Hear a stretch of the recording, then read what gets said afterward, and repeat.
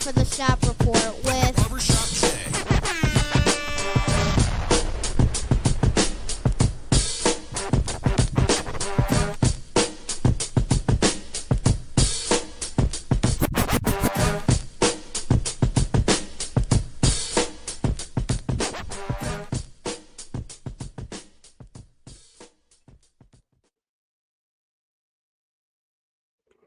What's up, everybody? This is the Shop Report. We're coming to you live. I am, of course, your host, Double J, and be waiting for Barbershop as well as the Gully at some point this evening. Also, a lot to dive into. Obviously, a huge sports slate this weekend, including some great NBA action in particular.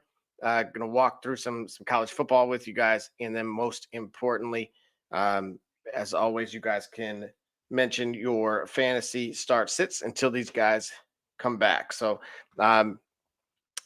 with that being said, I'm going to kind of dive into what I mentioned here with the fantasy football side of things, and in particular, the game script that I'm expecting for this long week. We survived by Mageddon. And so kind of got some weekly rankings for you as well. And here we go. All right. So again, just want to walk through first kind of the team versus the quarterback position itself. The number one is the Dallas Cowboys, giving up about 25.5 points per game, followed by the Baltimore Ravens. And coming in third is the New York Giants. And to move on to the running back position, we have the Cincinnati Bengals, allowing about 28.4 fantasy points per game. And then, of course, the Baltimore Ravens, which may be a little bit of a surprise. They made a trade this afternoon as well. And before I reveal the third, let's take our first break. Stop scrolling! Your perfect Frenchie is here! Redbird Frenchies in Kentucky has adorable pups from our newest litter, and even some sweet pups from our previous litter still looking for their forever homes. Don't wait! Visit redbirdfrenchies.com and bring home your new best friend today.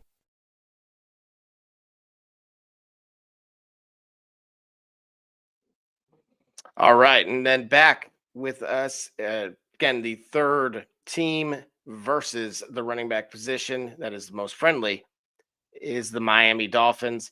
As we've seen, Derrick Henry, they kind of had him bottled up for the first half, and that was a little mind-boggling to folks like myself, but ultimately he was able to break through and ended up, I believe, just over 100 yards as well. So moving on to the wide receiver, naturally, if it was friendly to the quarterback, it's going to be friendly to the wideouts. That, of course, being the Dallas Cowboys, 33.8 points per game. And the next one might come as a surprise. That is the Indianapolis Colts at 33.2. And then just behind them is the Baltimore Ravens at 32.5. Additionally, again, willing to take some start sits if you have them. And we'll see if Barbershop Jay arrives or not. Hopefully everything is well on his side. Let's see here. Perfect. And then just looking over some of the things here.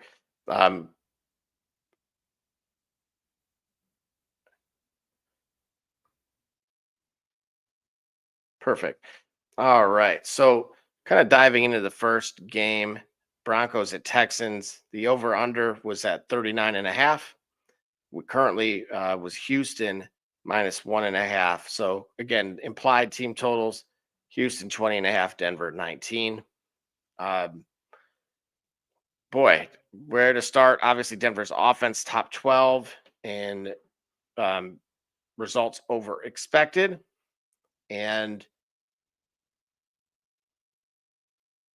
I will say this, I'll preface the RJ Harvey touchdown vulture stuff. But again, don't fret too much on that part of it. Moving on, I would say also it's a soft matchup both for Dobbins. But it's on paper, at least it is a bad matchup for Bo Nix for those like myself that have a lot of shares of Bo Nix. The pass defense for the Texans ranks number 1 in lowest EPA per dropback allowed and number 2 in dropback success rate. So not exactly ideal if we had our say. I will say this, the Houston red zone defense is where the opportunity lies. So essentially they're dead last in red zone to touchdown rate allowed. So it's I will say if you have an alternative, then this might be the time to utilize it. Being in a super flex league, I probably may look at some alternatives this time around. But typically, as many out there would say, you let your stars perform. But for me, I may take a waiver on this one. The Texans, I will say this from the wide receiver matchup standpoint, Derek Stingley, for those that have Cortland Sutton, not going to be a good day potentially for him, at least once again on paper. He being Sutton struggles against the two high shells that we've talked about at nauseum, which is a subpar kind of 1.7 yards per route run versus like a 2.5 is where he's at. So pretty significant reduction there. Even Troy Franklin, for those that think, okay, maybe this is sneaky play with him, he actually also underperforms. So Bo Nix, this might be a rough day, like we stated, and of course that extends to that wide receiver core as well. We're going to need, if you have CJ Stroud, to also play some hero ball. The Broncos, as we've talked about with Houston, kind of mirror them in a way, but inversely in the case that they have an elite run defense, ranking top 10 in lowest yards per carry allowed to opposing backs. Their front seven is top 12 as well in stuffed run percentage. So whether you have Nick Chubb or Woody Marks, certainly they're going to be near kind of your RB3 flex at that point. So not ideal. Additionally, CJ, so Double J prop of the day, in order for them to find success, CJ is going to have to run. Now, typically his yardage prop is somewhere between 25-ish. So we'll give that 5 to 10, 5-yard variance either way. I would say this is probably the lowest hanging fruit for those that entertain that stuff in this particular game, because in order for him to find success, he's going to have to run. And in general, he's going to have to perform similarly to how he did against San Francisco. And for those that are unaware, that performance in particular was, I want to say, right in the neighborhood of 300 yards and 2 tutties.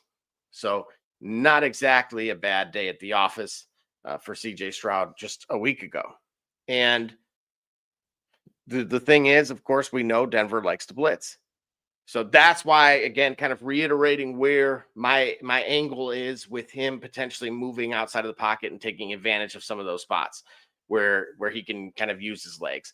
Now, another advantage is, unlike the Derek Stingley stuff on the one side, we do not have that on the other side where Pat Surtain is not going to play.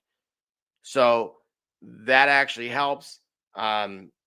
Additionally, he's got, it sounds like Nico Collins is going to be back with the concussion protocol that made him absent in the previous game. So not having to get shadowed by Patrick Surtain and then having your number one receiver back, I start to lean. I think that's why our total is where it is. And then also additionally where the opportunities may lie for CJ Stroud and the Houston offense. As far as Nico, again, I will say this. He's got a 27% target share, roughly, against man coverage in particular. And last season, at least, so don't kill me on this, it was last season, he was borderline unstoppable when it came to man coverage in particular. He was at about 4 yards per route run and a 35% target share. So it kind of a green light if it were for me. It sounds like Christian Kirk may be back as well. We'll see. It is also for those on the tight end space. It is not National Tight End Day anymore, but Dalton Schultz will be gone. So target share should open up for potentially Kirk as well, and maybe either Higgins or Noel to an extent. But with Kirk back, I would probably lean more Jaden Higgins as the beneficiary out of the two. And moving on to the next game, we'll go 49ers at the Giants. Again, from my last look, it was the over-under set at about 48.5. San Francisco was about a 2.5 point favorite. And so our implied team totals were at about 25.5 for San Francisco and 23 for the Giants. Of course, so if we kind of go in a little bit of a neutral game script, teams facing the Giants have made kind of a gigantic shift towards the run in the last handful of weeks. That is because the Giants are 26th against that over the last month. On the offensive side for the Giants, of course, they're, to my dismay, along with, I'm sure, countless others, the absence of Cam Scatterboo.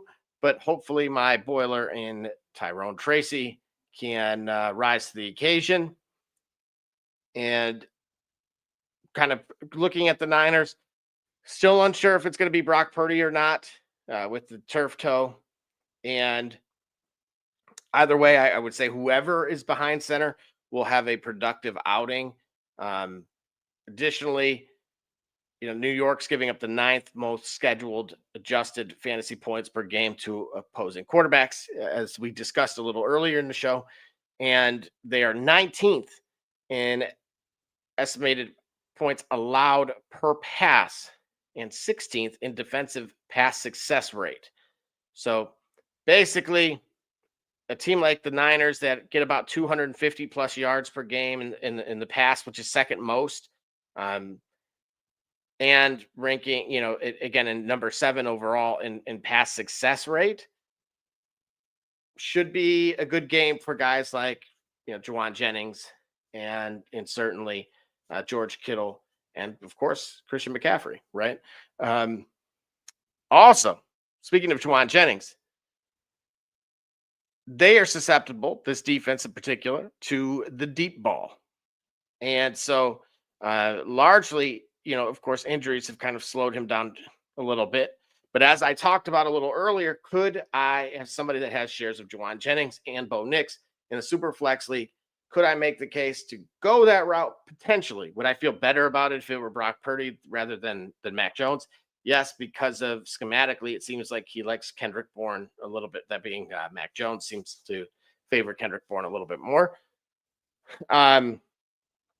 And of course, but what the recency bias does say is that Jennings is dominated, in route participation first and foremost. So and the first read rate. So, and targets per route run. So contrary to how I feel, the data is kind of telling us a little bit of a different story. So to me, Jawan Jennings could be, especially if you're a DFS guy, could be some low hanging fruit there. I don't know what they have him priced at, but keep that in mind tomorrow as you're building. If you're not doing the lineup train, yeah, everybody, look, Purdue guy, love trains, right? But not the lineup trains. No. Additionally, tight end George Kittle came through for those of us that saw that coming because he had no catches the week before. In his return, he had 4 for 43 and a tutty. And of course, we also saw another score from his teammate that sniped potentially a second touchdown for George Kittle. I will say this: the Giants are kind of in the middle of the road here, so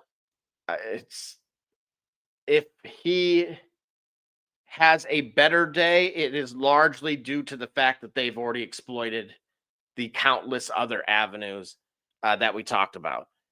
Got a couple comments here. Oh boy, D Brunk. All right. Yo, look, your guess is as good as mine, man. I'm I tried reaching out to him, so we're doing a little bit of impromptu here, and I guess yeah, Gully is not. If you heard that, that is damage control going on, because yes, Barbershop J is supposed to be here, but it turned into After Dark, unfortunately, very quickly. But again, I'll keep going. If you guys have any fantasy questions, I'm kind of going down that avenue or road.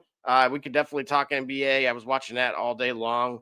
Did not see the ending of Warriors Pacers. Does not look like they went to overtime, which is a bummer for me. Potentially, I don't know if I hit or not on Aaron Nesmith. What do we got?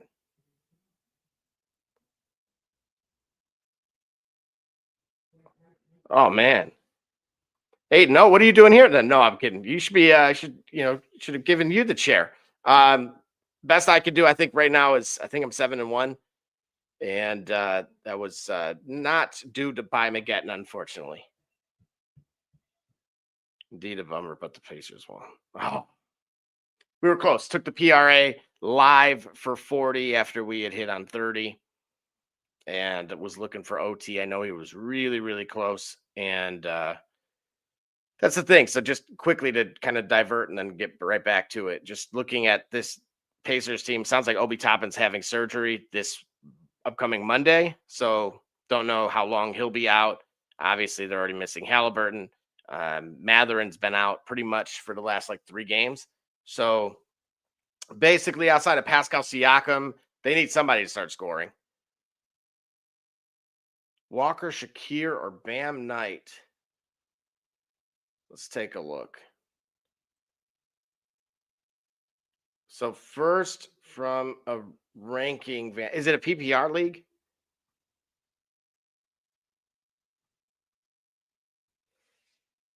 Let's see. So I got Walker at 21 this week, and then I have Bam Knight at 20. And let's see. Of course, Shakir on the wide receiver side is at 26. Here's the thing, though. Okay, so I will say this. From Shakir's vantage point, Kansas City, and just an observation, historically has given up stuff to the number one receivers, opposing number one receivers, and to those in the slot. Shakir kind of does both. I know they've kind of they had Coleman doing a little bit of the stuff in the slot, but what I watched against, when they played Atlanta, they moved him in there. And occasionally, of course, your tight end like Kincaid would have been there also. So I would kind of lean that way at least, kind of at first glance.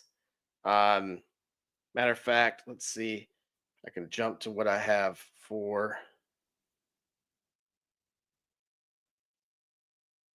that particular game here. Perfect. Okay. So right away, here's another good thing. Implied team totals. The Bills is at 25 and the Chiefs are at 27. So our over under is at 52, which is one of the highest. Here's going back to 2020, the game totals when these two have played. Week 6 of 2020, 43. Week 20, so playoffs, of course, 62. Week 5 of 21, 58. Week 20, so playoffs again, 78. Week 6, 44 of 22. Week 14 of 23, 37. Week 20, playoffs again, 51.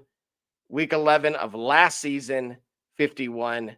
Week 21 of 2024 was 61. So, again, Kansas City operates, with the kind of with their foot on the pedal, if you will. And the Bills, of course, are much more willing to lean on the run. And pace of play is kind of in the middle, despite kind of the totals here. I don't believe either team will prefer a shootout. It just kind of seems like that's, unfortunately, in our case, that would be the case. And, you got kind of dink, dink, dunk, if you will. Mahomes is at an MVP level right now, QB4 and EPA per play. And, of course, he's QB1, believe it or not, in fantasy points per game.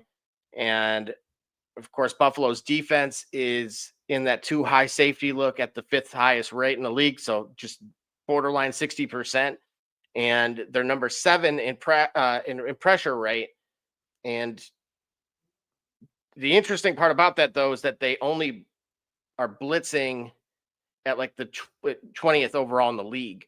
So, again, that's more of a testament to the line in linebackers in the scheme itself.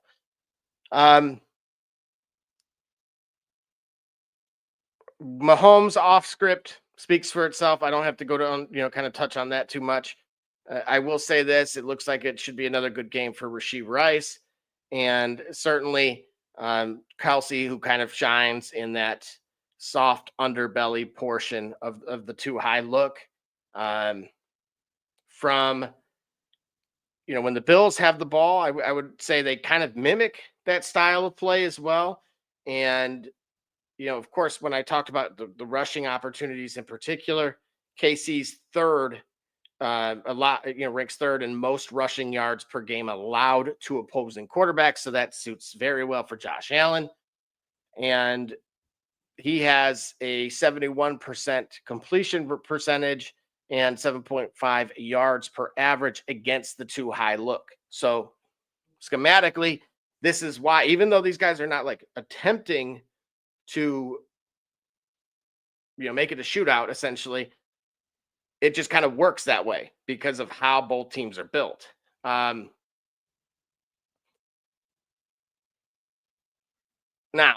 to your point about Shakir, it favors him. He's averaging 2.5 yards per route run versus the too high, and Kincaid is at actually 3 1/3. Oh, it looks like we got some help here. All right. Oh man, shout out. Oh man. Whew. Hey man. Yeah. It's a little rough going there solo, ain't it? Yeah, I'm here, baby. Oh, bro, I was knocked out. Let me tell you, I was knocked out. Where you at? Well, I was going through. He had a couple fantasy questions, so it kind of worked out. I just only touched on the Chiefs and Bills, but didn't go into winners or anything. It was more schematics about the game itself. So Okay, leaving it wide open, and missed a no parlay. So overall, who would I go with? I would say because of that specifically. So let's see. We had Walker still in that timeshare. That's the issue I have. And as far as Bam Knight, to me, could be the sneaky play because of the Cowboys in particular being so bad, as I kind of started the show with, both to quarterbacks as well as receivers. And I'm sorry, yep, as well. And so basically every running back that I've seen that I had a chance to go against the Cowboys, I did, and most of them scored. I think every single one of them scored. They may have not lit it up and got 100 yards, but they got in the end zone. So it depends what your desired total is from the player, right? So some you may not get that PPR benefit because of it being Jacoby Brissett rather than Kyler Murray, and as much of a roller coaster ride as he is, as everybody knows. So instead, I would probably go Shakir against the Chiefs, just knowing how they've done historically, and then of course how he exploits in particular the two high safety look. Hey, what, Miss Alva, what are you talking about? Jay, I talked to you about 10 hours ago and you were that was 10 hours ago. What do you mean the AARP car must be coming soon? Get out. Get out of here. Scream. What is he saying? What is that? 3D-itis? Edits. Oh, dang. Duh. Oh, man. Get the sand out of the eyes, man. Hey, y'all. Hey, man, y'all listen. Y'all don't understand, bro. You know what I mean? Yeah, what I do, I don't do. I don't do regularly. I tell you that. And the crazy part is, I was up. Wow. All of a sudden, man, I sat down. Man, at my age, bro, all it takes is a one nod, and it's a wrap. You know what I'm saying? It's 17 hours, and I still don't get enough sleep. You know what I'm saying? Well, I'm glad you're refreshed. And no, not really. No, not really. Man. Absolutely not. I'm really not. I'm here, but I ain't woke. I'm just saying. Talking news, baby. Scream, I would say take advantage of the waiver wire. Obviously, it sounds like you did when Bam Knight isn't ideal, but however, you are 8-0, so definitely take take a heavy look at some of these guys like Tracy who are kind of coming back. There's a lot of soft tissue injuries that are worth monitoring, even on teams like the Jets, and just not your ideal guys, but they still put up fantasy points for you as well. Where's Sleepy G at? He's actually, contrary to our host, he's actually partying, apparently. Yeah, he's not sleeping this go around. Man, but you look like you rolling, man. You know what I'm saying? You don't need me. What you need me for? Well, we had some stuff to discuss. Yeah, I know. Well, I mean, is it even worth it now? You know what I'm saying? You doing the fantasy show right here, whatever it is. I'm. No. We could, believe me, I have some thoughts I'd like to share on the NBA, to say the least. Oh yeah, okay. Well, right quick. Did you already go to break once? Y'all hey, look, shout out to the people out there. You know what I mean? Holding it down till I came around, you know what I'm saying? Because I can't even tell you what the sound is. And if my light go out, hey man, it's just the night the lights went out in Georgia. Oh, now you want to disappear? Oh my gosh. Hey, listen. Unfortunately, I'm not the fantasy guy that I used to be. You know what I'm saying? That's where Double J and D Gully come in. I should have been here at 9:30, obviously. For all of you all who just joining us, again, shout out to the people, because if it's not for you, there is no us. But I was knocked out, bro. You know what I mean? I might not look it, okay? But yeah, I'm 117 years old, bro. You know what I mean? And sometimes your nap time come at the most inopportune times. I'm just saying, so I'll give myself a button. You know what I mean? When we go to our first break, did you go to break already or no? Okay, no. When we go to our first break, which we're going to do, all right, shout out to Double J for holding it down on the fantasy hour. Oh, yeah, Sandy 110. Yeah, right. Okay. Yeah. Edits right here. He's saying, really, Double J? Yeah, just listen here. When we come back, we're going to take a break. When we come back, we're going to get some of this. What we should have been talking about with the caption, the ticker saying, right, NBA Central. I actually got 5 teams of interest from both the East and West. It's a lot going on in the NBA, especially with the gambling thing going down and whatnot. Then we're going to do our NFL Week 9 pick'ems. And I had a bonus question, but I'll save it for next week. But when we come back, We're going to get into some of that. Shout out again for y'all holding it down for your boy till he came around on the scene. You know what I mean? Because, yeah, it was sleepy time J, baby. I ain't going to even lie to you. Eddie G's Cookies, baby. EddieG's.com. Get you some today, you understand, man? I'm Jordan Gudeman, and I'm the founder and CEO of Eddie G's Cookies. I was first diagnosed with a nut allergy when I was young. At the time, there weren't a lot of labeled items that said if there may contain nuts or there are nuts in the food, so my brother and sister and I baked a lot at home, and we enjoyed treats from mixes and things like that, but I noticed that it was not the same as what my friends were enjoying, and I started making my own recipes. When it was time to pick a career, I decided to start a bakery so I could share my treats with everybody else. When I started creating my recipe, I was taking in all the things that I thought I was missing out on. A soft, chewy center, a crisp outside crust, and a taste that is just like it came out of the oven at a bakery. When I put all those things together, I'd come up with a recipe for a dream cookie. Eddie G's Cookies only uses the finest ingredients. We have all natural flavorings, no preservatives, and every cookie is made in a nut-free environment. The best part about Eddie G's Cookies is that they can be delivered right to your door. You can share them or not. We won't tell.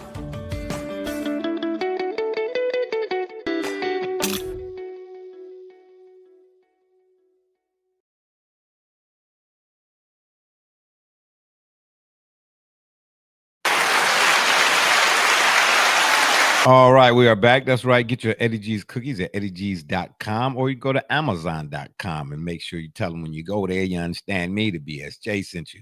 Yeah, 5 teams of interest. That's our NBA Central. In light of the, well, not going to say in light of, but right quick, you know, just talk about the gambling deal or whatever the case may be. You know me. I've been saying for however long you've been knowing me, I always said that no sporting event is completely left up to chance. Ever since I read Arnold Rothstein in the 1919 World Series, the Black Sox scandal, it changed my perspective. I'm a reader. Okay. You all know that by now. For all of you all who don't trust and believe, I still turn pages. Okay. And I don't knock nobody for how you get your reading sources or what your reading sources are, sort of information, or however you want to put that, whether it's audio or whatever the case may be, or somebody reading it to you. I don't know. But me, I turn pages. And years ago, my grandfather introduced me to sports when I was about 5 years old, man. We sat down and watched the Browns, the Cubs, and the Indians at the time they were called. I forget who the Brewers. He liked the Brewers and stuff with Candy baseball. He taught me how to score. He taught me how to read box scores, you know, score the baseball games on paper. And shout out to Sandy again here. Is that Sandy? Yeah, she said it's okay. Oh, shout out. I appreciate that. Did you go and type that during the break? Yeah, for the most part, you know, man, come on, man. I can give myself some credit, pat on the back, Jay, baby. But it changed my perspective on how I looked at sports. You know, I sat through the drive, the fumble. I'm from Cleveland, born and raised. The drive, the fumble, the shot, Richfield Coliseum, Public Hall. I mean, all type. I done been through a whole lot of moments. Like I said, I'm older than most of y'all out there, right? But at the end of the day, everything that's happening with the NBA right now, I am not surprised. Boxing in particular, I mean, we've had this discussion before, right? Follow the money. Follow the money. Once sports betting became really publicized, once they made it legal, like how long ago did they make it with the NBA and all of them? Within the last year ago, I would say about three years. It started getting rolled out. Yeah, that's when it all unfolded. But I keep saying, people, go and if you really want to understand the like seriously add some context to what's really going on in sports, period. Go read Tim Donaghy's personal file. Go read it. Go read Tim Donaghy's personal file. The money that he lost to Michael Jordan alone, bruh, that's just one man. I'm not talking about something y'all might lose on a parlay, 13 cents and $14 or whatever the case may be. Now, wait a minute. You know, it might feel like 14,000. No, bro. No. This man lost 6 figures. Okay. Yeah. I'm talking about 500, 600, some thousands. I said, oh, okay, that's really what's going on. But again, I forget the Arizona State player in the early 80s got caught for point shaving. The Boston College hoop squad, all of them was on the take, playing for the mob. The 30 ESPN did a 30 for 30 on that. You know what I mean? And That's right. then again, I mentioned boxing.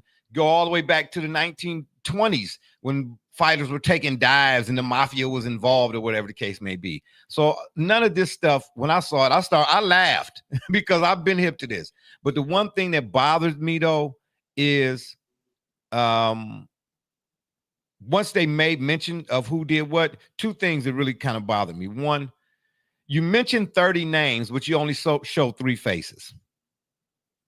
And then 2, what are you not talking about is what I want to talk about.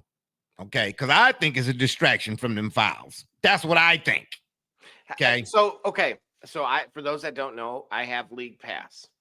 And that was because I was very successful on basically opening weekend, we'll call it. And so it gave me that opportunity for those that say, but Double J, it's only $110. Well, believe me, that's how much it needed to occur for me to be willing to buy it. So to your point, Barbershop, I have never seen more players argue for calls in this season because of them not being called. And for example, LaMelo Ball shot his first 2 free throws this evening with under 7 minutes in the fourth quarter. And I could echo that sentence Tonight in tonight's game? Correct. Somebody like LaMelo Ball, who's clearly driving for contact, right? I mean, yeah. He's a whirlwind dervish. So guy with his style of play and his tone of play and pace and all of that only get two free throws. Even the league MVP's free throws are just a shell of what they were a year ago by comparison.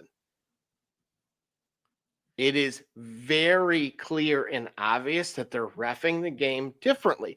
And to me, that means they themselves are under the microscope. There's something more to your Scott point. Foster's name was mentioned in that too now. What Donaghy's? Of course it was. No. I'm talking about just recently, if I'm not mistaken. Listen, bruh. Okay. Who's the Guardians pitcher? Clase. Yeah. Throwing balls in the dirt. Then come to find out. My thing is this though, bruh. And I'm not counting nobody else's pockets. I need somebody out there to help me understand how is it.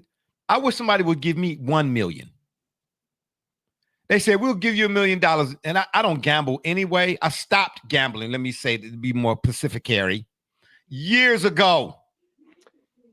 Jaylen Brown has no free throw attempts today. Yeah, but he got hairspray stains on other people's jerseys. You ain't got to have no free throw attempts. Yeah, you don't get to go to the line, baby. Your line is out of line. Well, hey, there's contact clearly, right? Isn't it? That's what I'm trying to say. That's what I'm trying to say. How you get right? You know what I'm saying? Offensive foul, but no calls made. Yeah, it's just foul, man. I just caution people that play parlays and what's some of the other stuff? I don't know. Well, no, whatever it is that you do. Teams prop also betting keep and in mind that they group these numbers in fives. For the most part, what do you mean they group them in five? DraftKings, the FanDuels, they'll have a we'll call an over under for a regular, for insert player name here, but then otherwise you can choose by the group of 5, right? And so 25, 30, etc. What you need to pay very close attention to is why did the Houston Rockets, who are clearly destroying the Boston Celtics, why did they have 33 foul shots and the entire Boston team had 7? Okay, that's why. What's already understood need not even be asked. Number 1, that's 2, 3, 5, and 10. Number 8 and 11. Brother Rich will tell you when we go to the Discord, ask him. I told him a long time ago, I said, there are some pure moments, but don't get it twisted. Don't think that they don't set the table. Do you understand? But in some cases, they let the player have to, they'll set the table, but then the player, he got to do his part. You know what I mean? And if he don't come through, then it's, it's a whole bunch of hoopla and ha-ha and why not and all that kind of stuff.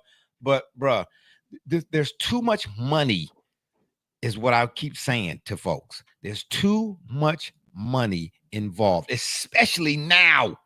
And throw in social media and the internet. You know what I mean? Because it wasn't what it ain't what it is now, is not what it was when I grew up. Yeah, I'm aging myself. Yeah, you know what I'm saying? Yeah, while some of y'all was still in diapers, you know what I mean? I was, street racing. And that was But the politics 18, of the league is really an interesting dynamic to me, because something that I've noticed now that I've attempted to kind of explore this avenue a little bit more closely than any other year prior, is seeing shot selection, who's allowed to get the volume of shots, the minute restrictions. We're watching guys that they're down 20 at the end of the third, and because they're coming up to a back-to-back, they're going to sit, we'll say Pascal Siakam for the entire fourth quarter, where it's like, that's going to kill people's tickets and they know it. Or, hey, you are 1 point away. I've seen so many people end at 29 that I was like, look, I'll never take somebody for 30 again till tonight.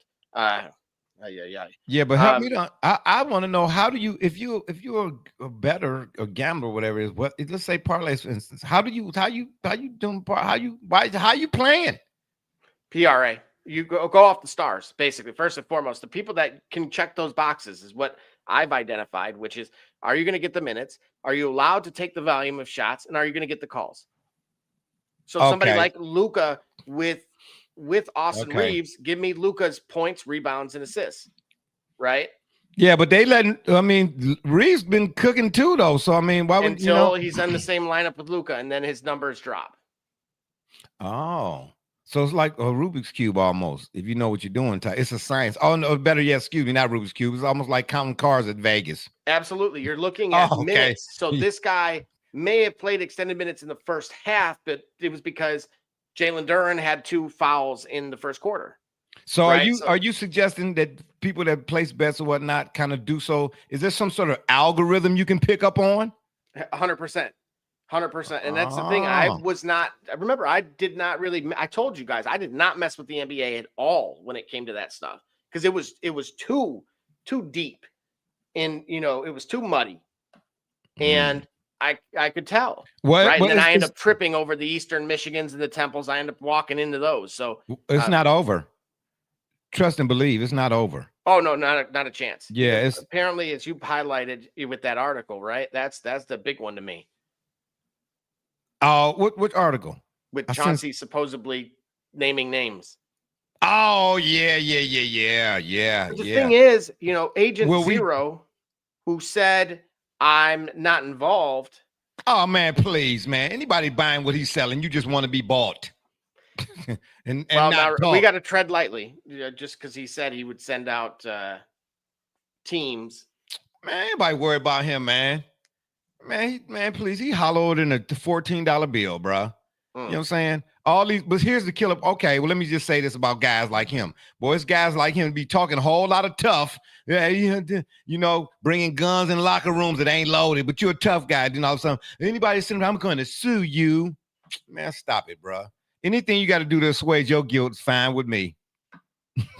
Fine with me. I ain't scared. I don't scare easy over here, bro. On the straight up, though. I ain't saying I'm the toughest guy in the room or nothing now. You know what I mean? I done got pieced up a couple times, for my sports takes. I ain't lying to you. I lied for you before I would to you. You know what I'm saying? I was staying lightweight harsh and showed an irreverence for folks' takes. Don't listen. My thing, man. Don't miss me with the funnel cake. Now, you're not finna put powdered sugar on a pile of dogs and ask me, do I want a slice? It's not a funnel cake, no, because this fly's taken off and landed. You know what I mean? But at the end of the day, all I'm telling you is, if that's what you're into, if you just want to throw some money away, you can throw some my way. You know what I mean? I'll do more with it than, have you ripping up slips at the end of the night. You know what I'm trying to say? I can't afford. I'll bet on me. Okay. But I seen a guy the other day on Facebook said, man, I forget what happened, but he said, man, that dude cost me my parlay and something he should have scored for him. No, why are you blaming a guy who don't even know you? Ain't got nothing to do with you. You know what I'm saying? He ain't force you to, he put a gun in your head and tell you to put your money down. That's your fault. You know what I'm saying? You know, I got a big problem with that whole when they promoted FanDuel, DraftKings, no plugs necessarily, but then put the 1-800 number. You got a problem doing this, you know, call this number. Like, huh? Like, nah, bro. Nah, that's confusing. But anywho, we got another comment. Let's get to this comment right here. Let's see what the deal be. Oh, this is Sandy 110. Yeah, she she going in. She thinks, yeah, she cracking up there. I try to tell you what now. But anyway, the NBA, what we call an NBA Central. Give me 5 teams of interest, and let me add a little bit more context to that. When I say 5 teams of interest, I'm talking about 5 teams right now. No sound. What you talking to me? No. Oh, okay. 5 teams. When I say 5 teams of interest, I'm talking about 5 teams that right now, even though we didn't even get nowhere near, well, this is not even 2 weeks into the season, NBA season right now, just now type of deal. I don't even know. What's that emoji? Those are euros. Yeah, so yes. Euros? Correct. That was the nature of the conversation. What? Okay. Did I miss something? I'm still not woke. I'm up, but I'm not That's woke. all right. That's all right. Okay. We'll keep going. Yeah, okay. 5 teams that you think right now, I'm talking about right now. Well, again, I don't gamble, but if you had to put your money on them right now to win the NBA championship, you know what I'm saying? You would pick these 5 out of 30. Now you pick these 5 in the East and the West. Give me 5. Oklahoma City Thunder to repeat. The San Antonio. Oh, absolutely Spurs. not. No, hey, with all. Okay, my bad. Now wait a minute, because here's the thing: if you're not watching, like AJ Mitchell right now, bro, if I'm the Cleveland Cavaliers, I'm calling. What do you want? What do you want for him? Okay, because he is going to get buried on the depth chart, right? Lockdown defender, one of the best two-way players I've seen in a while. So he's fantastic on the defensive side of the ball, which is what rare. position do he play? Point guard.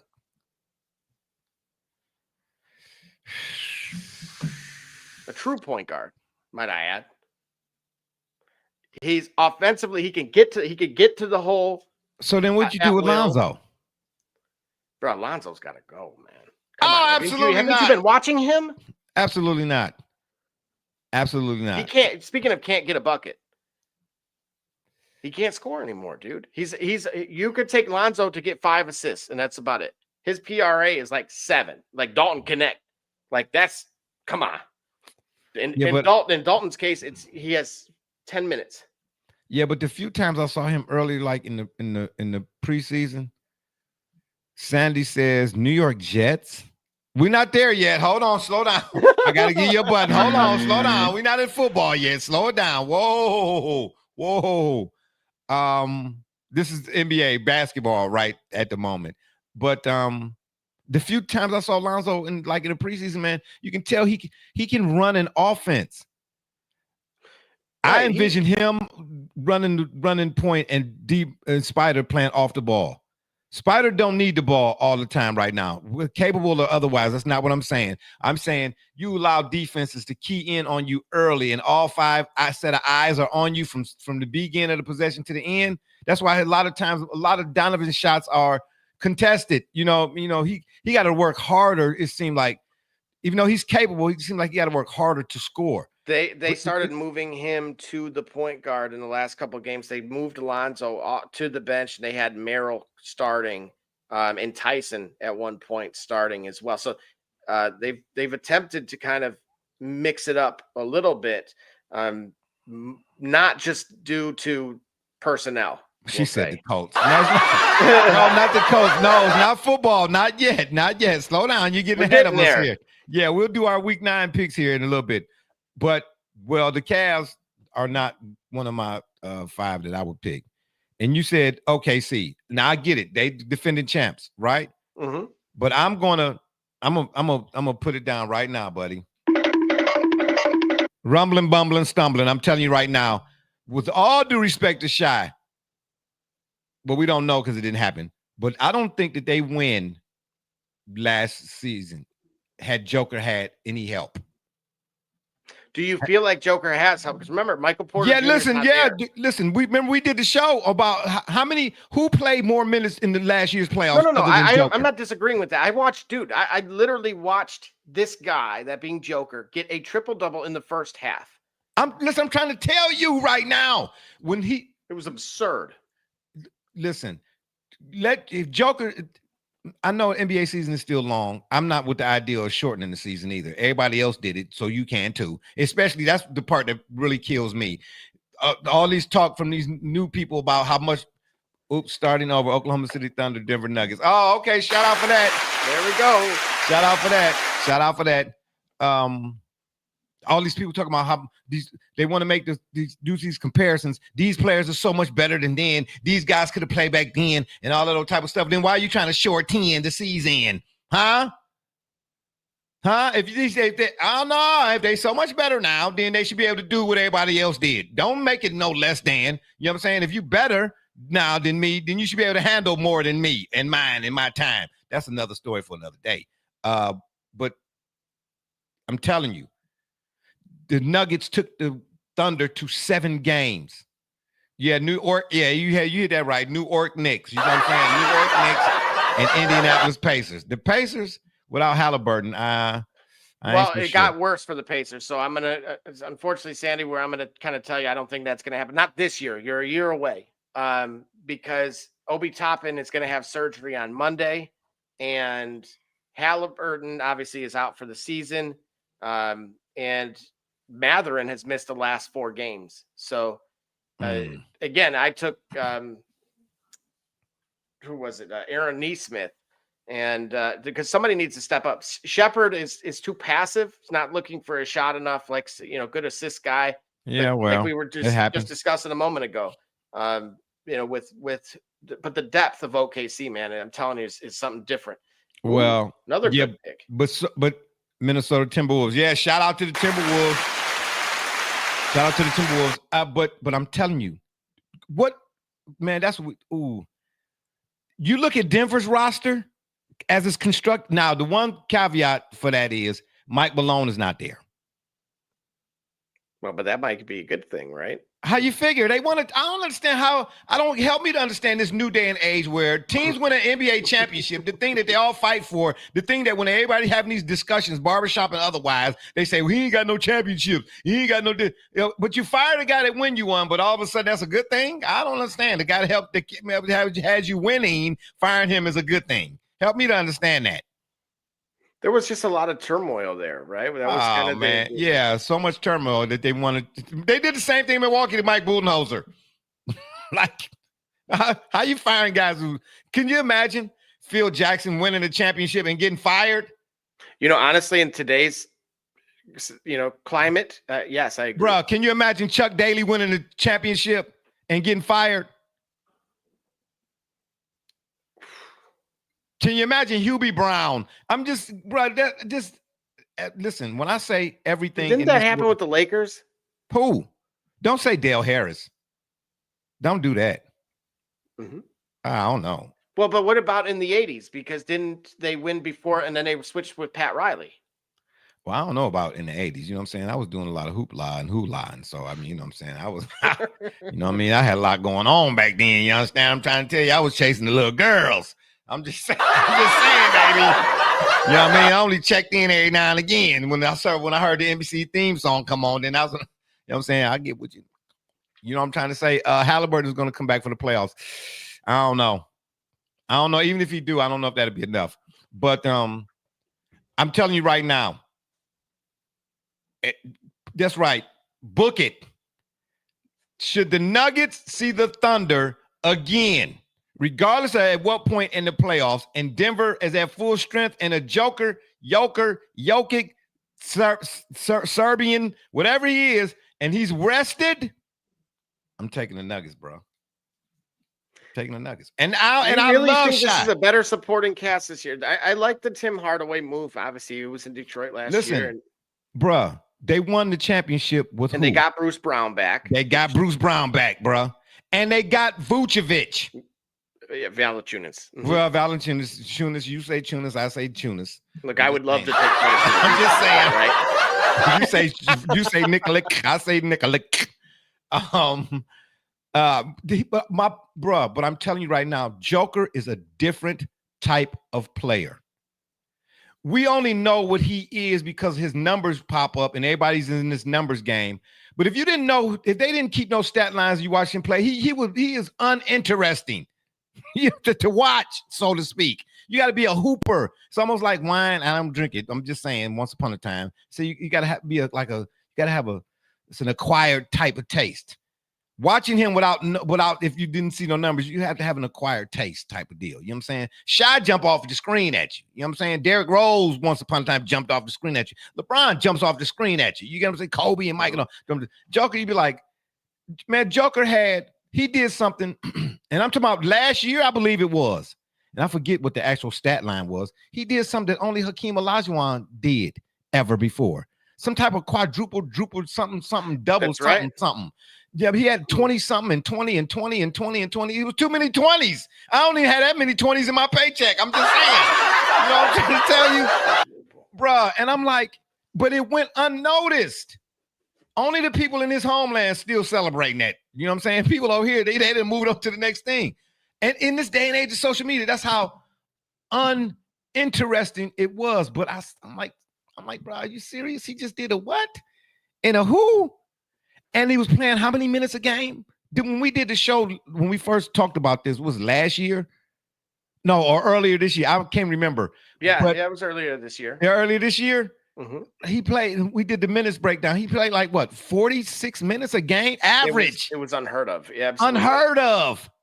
And still doing that, bro. And don't get it twisted. As much as I talk about the NBA, it's not the players per se as much as it is the style of play is what I got a problem with. But don't get it twisted, bro. The NBA is still an NBA. And he's a heavy guy.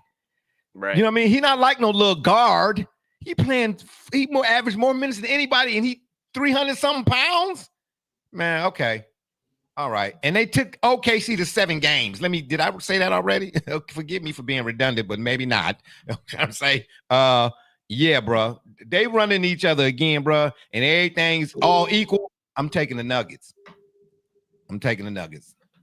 I will take that it goes to a game 7, I believe, because here's the thing. Hey, and speaking of game 7s, right quick. More impressed with the additions, like Brooks Barnhizer. I watched very closely. Well, first of all, that sounds like something you drink. Brooks Barnhizer sound like. That's what I'm saying. Those are not Whoa. household names. Those are deep in the well, deep in the bag kind of guys from a scouting. But they got Braun too. Still, Braun is pretty decent.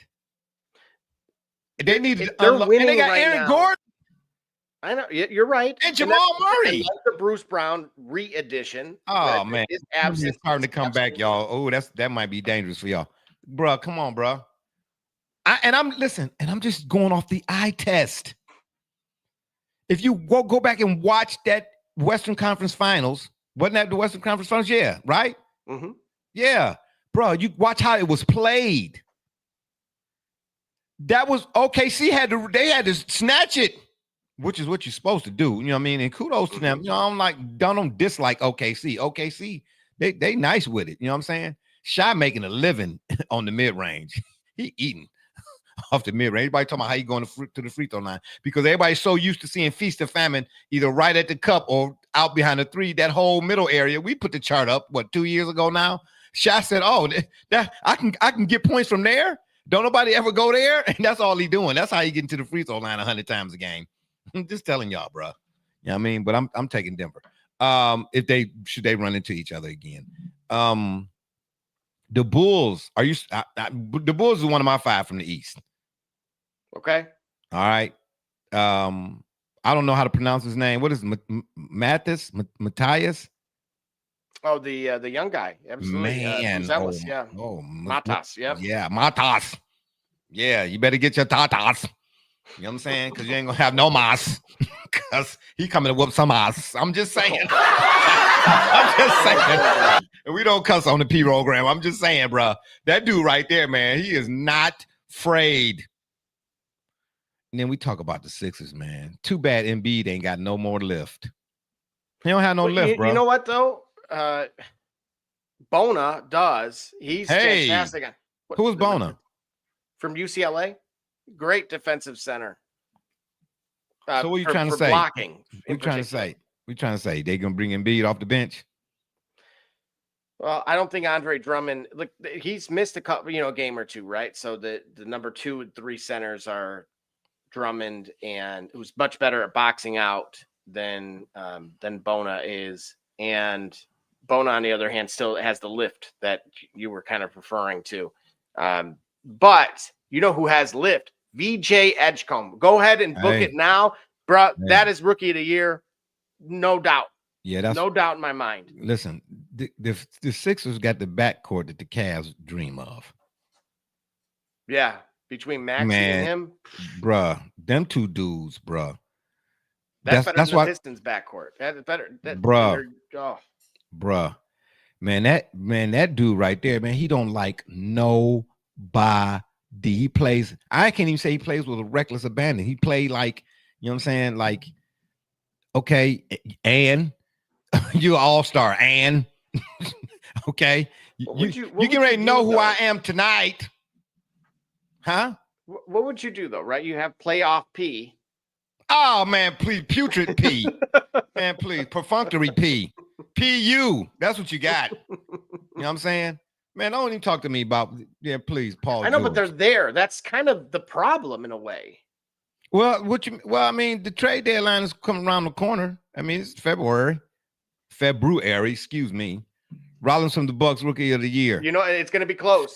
It is going to be close because that is you are absolutely right. That is somebody that is not missing right now. Hey, that dude without Giannis, he was like, let me holler at y'all right quick. Man, he can't. I don't celebrate the Halloween thing, but it's the way he came dressed to the arena that night too.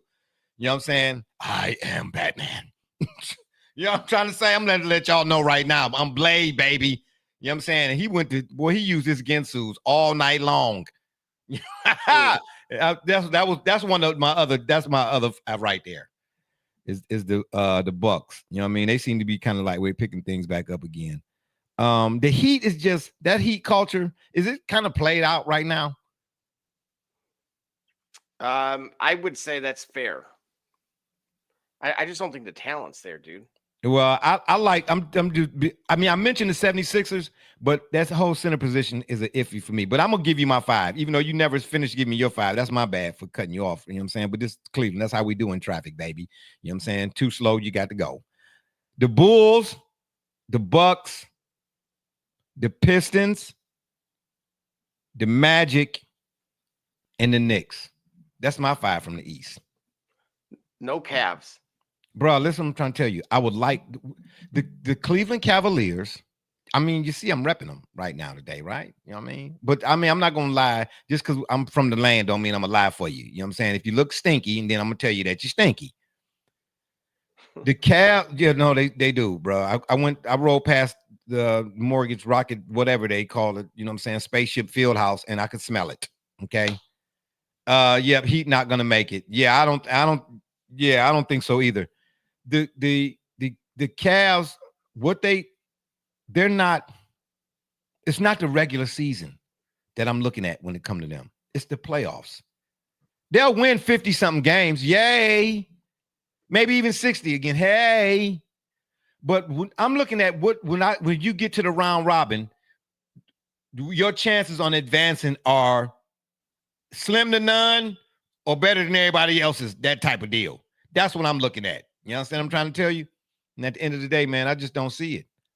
The Cavs are not, and I don't like using that term soft, unless you're going to preface that by saying by NBA standards or by NFL standards. But for me to sit here and say that, man, NBA, that dude is soft. I ain't never played in the NBA. I done played basketball against NBA players once upon a time when they used to come up to Wood Hill and at the Rucker and stuff like that or whatever it is. But to actually play in the NBA, I still got a respect for it. Even though I don't like the style of play, I still got a respect for it. That's still the NBA. You know what I'm trying to say? Right. Well, so you can say by NBA standards. But what I will say, you're not tough enough. I watched Karl Anthony Towns, man, push Mobley and Jared Allen underneath the basket, bruh. From basically the foul line. And I was like, oh, man. At some point, people say, well, it's coaching. It is. Yeah, coaching matters. Can I tell you one stat that just makes – I would suggest you just reverse those two in particular. What's Pistons, instead of the Pistons, throw the Cavs in there. The reason why is the Pistons versus the Cavs in like the last 15 is literally 14-1. Whoa, In terms whoa. of wins versus losses. The Pistons have only beat Cleveland once, and somewhere between the last 13 to 15 matches. So there's no way you can say the Pistons are going to do anything, because it would mean they would have to go through Cleveland, which is not going to end well. Well, I don't know. In other words, Without Beasley, again, it depends. If you guys sign him or we sign him, he's still in the city. I know that from his Instagram. And he's signing cards and trying to, talk about it was a little bit of a listen, but that guy he's an X factor for whoever. And what I mean by tough enough, like again, we mentioned Indiana, right? When you see Mathurin on the screen, bro, Mathurin make you want to go put your shoes on and go play somebody. Because he come off as even he Edge needs to emerge this year. So to Sandy's point a little earlier, Mathurin does, and now he doesn't have a choice but to. What you mean needs to emerge? He already here. Hurt, but no. Yes, not the way is. that he really should have been. He was very inconsistent the last 2 years. He was always motivated against Ivy because he got selected before him. But in other games, I would watch him completely disappear. It was Halliburton's show. It should have been easy for him, and now he has to truly get a bucket, right? Because it's Siakam, him, and now even Obi Toppin's gone. So he has really no other help. Man, what game was you watching? Finally go and get 29. You must have lost your parlay or something. Man, Mathurin is here, bro. No, I'm saying I think this is the season. Yes, he truly needs to emerge. This is his time, and not to suggest he doesn't have any excuses. He's really going to have to grind. Because he does not have the help that he had in years past. But also that help, as I told you, the politics of the NBA means shot selection, volume can all be. Well, he gonna get him now for sure. Absolutely. Now he's got the green light. But he was getting his before. I know. I'm talking about more consistently, right? When you're the second option on the team, but he wasn't. Now you're the first. But when was he ever the second option? With Tyrese Halliburton. That wasn't really the second option, really, because Halliburton. No, not really, not really. When I think second option, I'm looking at, and I'm not comparing them. This is not a player comparison. I'm just like the circumstance. Like Scotty Pip was the second option. You understand what I'm trying to tell you? Kyrie was the second option. You know what I mean?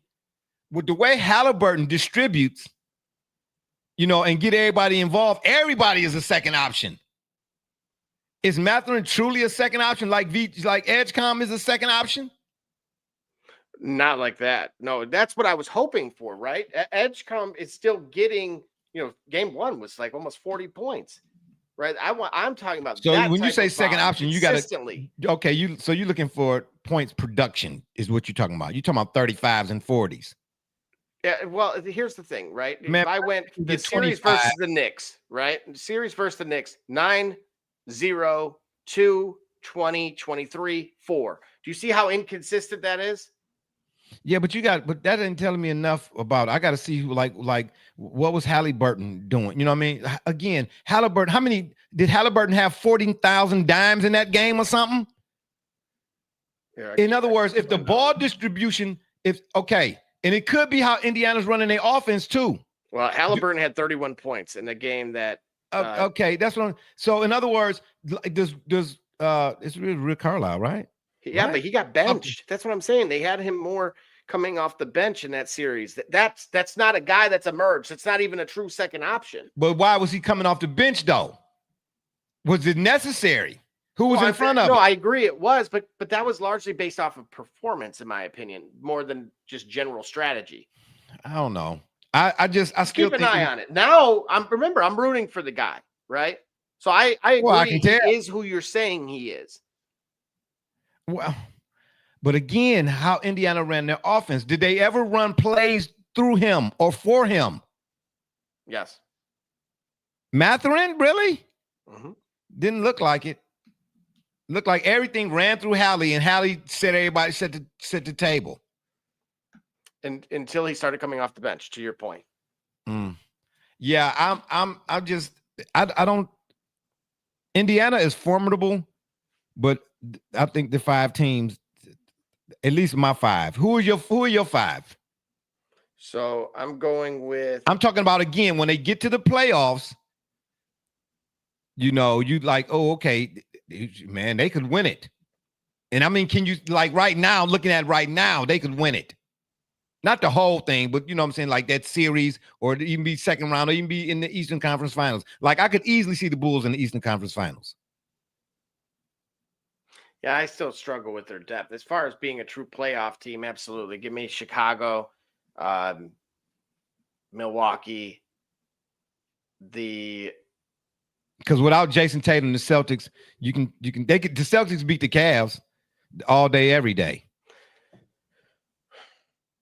But the Celtics don't look formidable as they really iffy. No, I like Kata, the new center that they have. It's certainly, again, I talk a lot about depth, right? So I've been watching a lot of these teams' rotations, and with Boston in particular, the reliance on without Tatum, right, and having those 3 Anthony Simons coming off the bench, even though it feels like he's been in the league forever. He's only I think in his mid-20s, so he's still got a lot of legs left. That role is actually a very good one for him.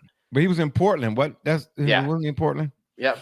And I'll get to them because they're on my list. And so give me Boston still. It's a shock to me that they're actually 500, because it just feels like it's been doom and gloom. Their losses have been ugly. Yeah. Tonight really certainly was. Cleveland, yes, because Cleveland, bro. They're look. They cannot beat the Knicks. I can't put the Pistons in there because I know the dominance versus them.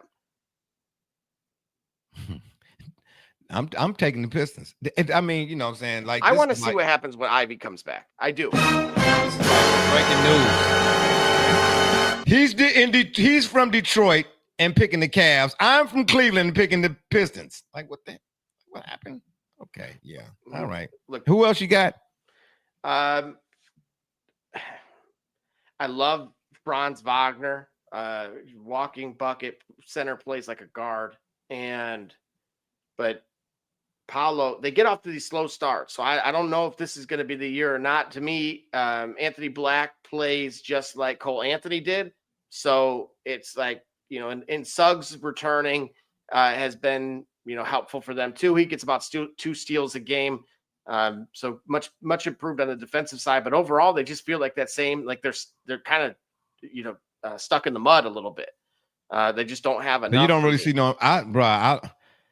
I mean, again, we trust and believe. We all understand that the season is still early. You know what I mean? To be honest with you, I ordinarily, the way today BA is played, I don't really watch like that until after the All-Star break.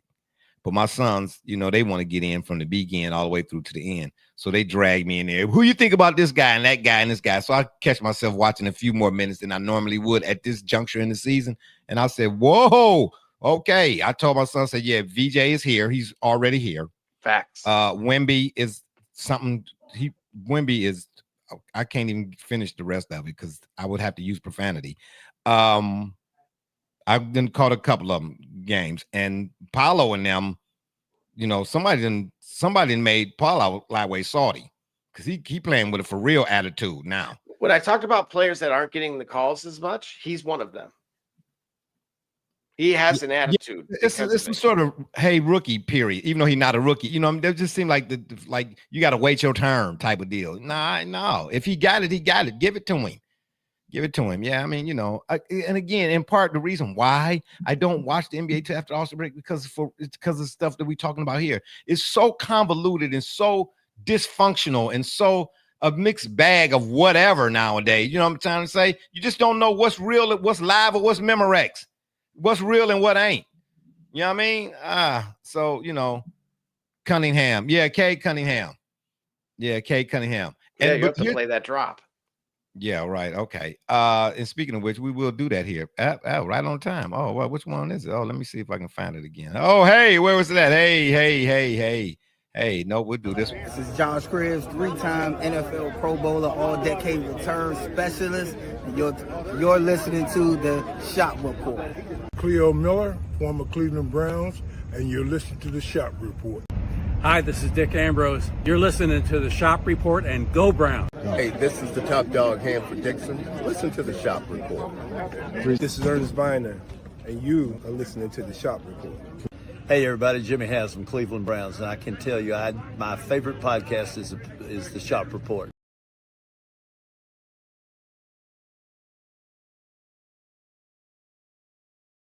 All right, we back.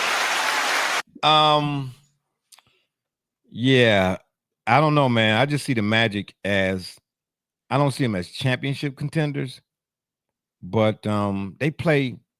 You know, they got a ferocity about them that might could surprise somebody in the playoffs. It really, I think, yeah, it might surprise a few people. You know what I mean? But that Malik Beasley boy, that's a big domino because he got that grit. That's what's missing now. Everybody want to be finesse. Everybody want to put up 40. Everybody want to fall to the floor and all of that type of stuff. You know what I mean? Where's Allen Iverson when you need him? Page and AI. A new documentary coming out on Amazon Prime, actually. Yeah, I know. And trust me, my sons won't stop talking about it. Oh my God. Looks good though. Yeah, I mean, I'm not saying it don't. I definitely want to see it, but you know, I'm sick of hearing about it. My gosh, every day, the oldest one. Hey, gang, the answer, gang, gang, gang, gang, gang. I'm about to gang up on you. Is what I'm finna do. That's what I'm finna do, buddy. But yeah, those are my 5 from the East, man. Because the East is really sort of kind of weak. It's really a toss-up, to tell you the truth. I'm disappointed in the Hawks. They're gonna have to Trey he gonna have to be gone, man. At some point, they're gonna have to get him up out of there. You think he's the problem there? Well, I don't know if he's the problem. I think that experiment is over. You know what I mean? And speaking of it, I like Okongwu coming off the bench from USC. He was the number 6 pick in the 2020 draft. So he's actually played very well. But Dyson Daniels again was I had actually picked him to be the rookie of the year a year ago. The defensive player of the year. So I was a little disappointed that he lost, but he averages about two plus steals a game as well. Fantastic on the defensive. You don't really hear people talk about the defensive side of the ball. Yeah, you know why? Because I had a guy tell me, I watched the game and I forget who the two teams were.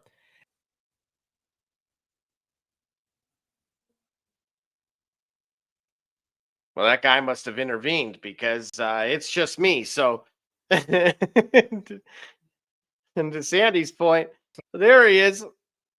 Boy, I don't know what the heck is going on. Well, I got teams. I watched 2 teams play, and the score was 125 to 124. And the guy told me, he said, "Man, that was great defense. That was a great defensive game." I said, 100. What was the scores combined? 4,000 points combined. Well, I will say this: take a look around. The scores themselves have been down. You're trending more along the upper. Bro, great 100. defense. Great defense is 105 to 91. Them type of scores. No, I know. To 93. I've been disappointed actually due to that being the case. You all up in the doggone stratosphere in terms of points, but that ain't great defense, bro. That ain't great defense. You know, I'm trying to tell you, not to me, but you know, hey. No. And I'm not saying uniformly across the board. I think a lot of the reduction in scoring has more to do with the whistles or lack thereof in free throw shots than an increase of some kind of defensive production. Yeah, okay. But so just quickly, Chicago, Philly. I look for top to bottom bench depth, but so give me those 2. Milwaukee, the Celtics. Is there any chance Tatum comes back this year? I don't know. All right, so I'm gonna leave them off because if there's no Tatum, they're not gonna get there. Go ahead. The Knicks, and give me the Cavaliers. And don't discount. I'm not discrediting bench depth. That's key because when you get to the NBA playoffs, what are the factors? matchups. Mm-hmm. And the Spurs won in 2014. I don't know if it's like that. That was like a first in NBA Finals history type of deal too, where they bench averaged like 55 points a game or something like they bench. Absolutely. Yeah, they so the bench. So your bench is definitely critical. You know what I mean? And then we just talked about Joker. If Joker had anybody coming off the bench behind him to spell him some minutes, how much more effective would he have been in that game 7 against OKC? I'm just painting scenarios for you people. That's all I'm trying to do here. You understand me? We're gonna slide on over to the west side right now. You understand me? Let's go over to the west. Thunder. No, I'm gonna let you. Okay, I'll start on. Well, absolutely. The Thunder. Mm-hmm. The I told you, Clippers. AJ Mitchell. People, if you are unfamiliar with him, please get acclimated. I love the way that kid plays. The Thunder. The Clippers. What? All right. The Nuggets. Yes, Kawhi. As long as Kawhi is on the floor, bro. I'm not. As long as Kawhi on the floor, I don't discount him. The Thunder. What did I just say? The Thunder, the Clippers, the Nuggets, the Spurs. Okay.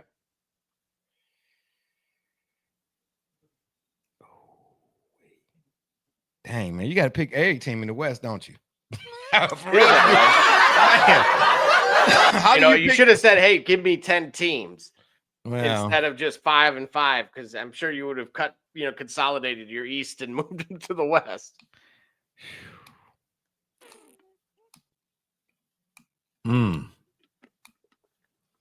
Okay, okay. Give me the Thunder. Mm-hmm. I'm gonna take the Clippers out of there. Give me the Thunder, the Nuggets, the Rockets. Okay. The Warriors. Okay. And the Spurs. I like that. Yeah, that's my 5, baby. I just I'm need not to gonna rearrange. I need to rearrange. Yeah, in no particular order. Again, I'm with you with the Nuggets and the Thunder. I also love San Antonio. Again, Stephen Castle with running the point over there. Castle and Vassell is a fantastic backcourt. And then for me, give me the Trailblazers. Having Jeremy Grant come off the bench has been a de facto 6th man of the year type of vibe. Capable of getting 30 if they allow it. He's actually been held back, in my opinion, from the lack of production from the supporting cast. They have a lot of youth and in their front court, especially with Donovan Clingan being there. And who's the Donovan? Who's the Klingon? Who you calling a Klingon? What's that? You said Donovan Klingon. Who was Donovan Klingon? From You UConn. do that, man. Why you talk about that guy like that, man? You said Donovan Klingon. This ain't Star Trek we doing here. Oh my God. What you doing, bro?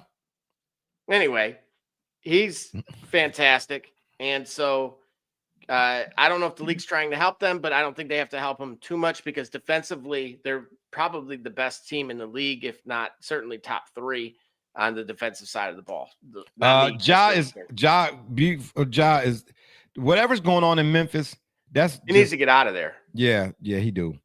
It's time. What do you think? What do you think happened? Because he said, "Ask the coaching staff." That's just it, man. I don't know. I don't know. I don't know. And I'm usually not at a loss for words. This is amazing, but I don't know. Like, is it prima donna-ish, or is it the coaching staff-ish, or do these new coaches not know how to relate to these new players? I don't have a clue, bro. I don't have a clue, bro. You know what I mean? But we're in this day and age where if they start unfollowing the team on social media, then that means something. Like, no, we used to call you and say, "Hey, you're fired." I'm just trying to say, bro, all of this cryptic stuff not going nowadays. Oh, and then now they suspended him for probably what, conduct detrimental. Okay, so all right. Yeah, the Knights went out in Georgia. So I was obviously watching that game. I told you guys I have League Pass now, so I'm in. So feel free throw all the NBA questions at me, right? Yeah, that at was him. bro. There was At him. robotic aspect to this is where I'm supposed to go. It was like I'm just here to get fined. If I'm just here to get fined, we're a player on the court, or I'm just here so I don't get fined. Wow. I've never seen anyone intentionally go and say, you know what? Nope, I'm not going to rotate over because that's where the outlet pass should go. And then it would lead to an open kick out three. Nope, I don't want it. And then I'm just going to pass it off to you and I'm going to stop. And then I didn't see the play. I was disgusted but I'm saying with what I watched. That's a problem I have, again, for the most part. As a player, I'm not shortchanging myself. If I got an issue with the coach or what's being going on, get done, I'm too grown to be folding my arms pouting. I'm still want to play. I'm still gonna make the play or whatever it is. We're gonna have a discussion after the fact if it's an issue. You understand what I'm saying? But I'm not finna cheat the game. I'm not finna cheat the game. The night before. I'm not finna cheat the game in no shape, form, or fashion, bro. Because this is my craft at stake. Man, these dudes. What did they tell this kid, dude? 32 minutes. He has 28 points, 8 rebounds, and 7 assists in a 1-point win at Phoenix. Of course, Phoenix was. Well, what do you think happened? What do you think happened? They told him to be passive. They told him to do something other than be himself, and he disagreed with that specifically. Well, let me ask you. They told him to defer, and he did not like who they were telling to defer. And I'm going to tell you right now, based on. I told you the politics of this game, right? So in particular, Jalen Wells had 16 points and took 16 shots. Now, Ja Morant shot 3 of 14, and he was 0 of 6 from 3. I told you I needed 1 3 from him. That was it. And he didn't come through. That's okay. But it was clear and obvious in that fourth quarter that he was almost tanking and intentionally just playing the role. And, that was his way of pouting about it. I'm not suggesting he's wrong for feeling the way that he did, but I could tell that they were saying, go ahead, you are now going to play second fiddle to Jalen Wells. Okay, so let me ask you this, though. I love Ja, Murray State and the whole nine in terms of him being a player and attacking and that attitude and that ferocity and all that good stuff. But does he elevate the team? Does his style of play, is it conducive to everybody? And does his style of play, once again, elevate the squad? I know y'all don't like hearing this, but I'm going to have to keep saying this because these conversations are going to keep going on and on, just like that ridiculous GOAT conversation. Different sport, but the premise is the same. I could not stand John Elway. Growing up a Browns fan, I hated John Elway, and I don't even like using that word. But one thing you can say about him, excuse me. You want to answer that right quick? That's a good question. Who's going to hit the most 3-point shots this year? Ooh, give me one of these three: Zach LaVine, Tyrese Maxey, or Steph Curry. Oh well, that's obvious. I forgot. I lost my train of thought. Oh well. Honorable mention: Jordan Poole, who will likely end up cracking the starting lineup for the Pelicans because they're so bad. Yeah, Zion, he up out of there too. Zion is up out of there too. I mean, look, man, it's at the end of the day, Ja does not, from what I see, he's again an immense talent, but he does not elevate he don't elevate the squad. All I was saying about John Elway. Again, different sport, but the premise is the same. Elway, if you watch them Denver teams early on, bruh, his supporting cast, I remember a few of the guys because I remember the moment. Sammy Winder, Steve Sewell, Ricky Nattil, Mark Jackson, and I forget who the other amigo was because they were good for that era, the three amigos or whatnot. But man, John Elevate. That's what I'm calling him, John Elevate. Shout out to Jay. John Elevate, baby. Yes, shout out to Jay. John Elevate. Elway elevated even the defense. He elevated the whole squad, bro. if you are who they say you are, or who you claim to be, or everybody want to pick you in a parlay, then do you elevate the squad? That's what I'm using as a measurement nowadays. You So then where would be the most desired landing spot, right? Is it worth on if this, you're the Indiana on this Pacers? keister? What you mean? I'm trying to say, because that's what he finna happen. He finna land right. I don't know. Nowadays, I don't know. I say put the names all in a hat, shake them up, and then, like the lottery. Oh, shout out. Who is that right there? That's what I'm talking about. On the spot, baby. In the glow up. Shout out, baby. Vance Johnson, the third amigo. Yeah. Oh, man. You see what I'm saying? Man, that's what I'm saying, boy. Listen, y'all don't understand how important y'all are for this, for what we do here. You know what I'm trying to say? Whoever that is, I'm a guy to shout you out, because he's like, man, that dude's memory cells is really terrible right now. Let me help him out. Shout out for the save, baby. Shout out for the save, Vance Johnson. I mean, they were all good for that time. They had, the three amigos, no question. But it was Elway was driving that bus, baby. That's why I called him. He was Mr. Inevitable. And I say that because, listen, you can't say that about a whole lot of players. You can only say that about a handful of players, regardless of the sport. In hockey, it was Gretzky, Lemieux. You know what I mean? Guys, that every time when the moment was at its crescendo, you might as well go and shut the window, because he was getting ready to close it out. Jordan, you know what I'm trying to say? Man, Elway was one of them dudes, man. 4th and 10, I said, he did it again. He did it again. I think 4th down, I'd like to know, and I'm not really a numbers guy like that, but I'd like to know, like, what was his conversion rate on 4th down? Better than everybody else that ever played the game? And then Montana. Let's not even talk about Montana. And speaking of football, NFL, right quick, I mean, I ain't gonna lie, I like old Tom Brady. I do. But he the last person, he ain't got no room to be talking about the Chiefs in favoritism and getting calls. Mr. Tuck rule. Okay. All right. Settle down there, Brady. All right. Well, he done got beside himself. He done got a little, a little booth rent. You know what I'm trying to say? He coming to the suit with the game. Anyway, let me leave that alone.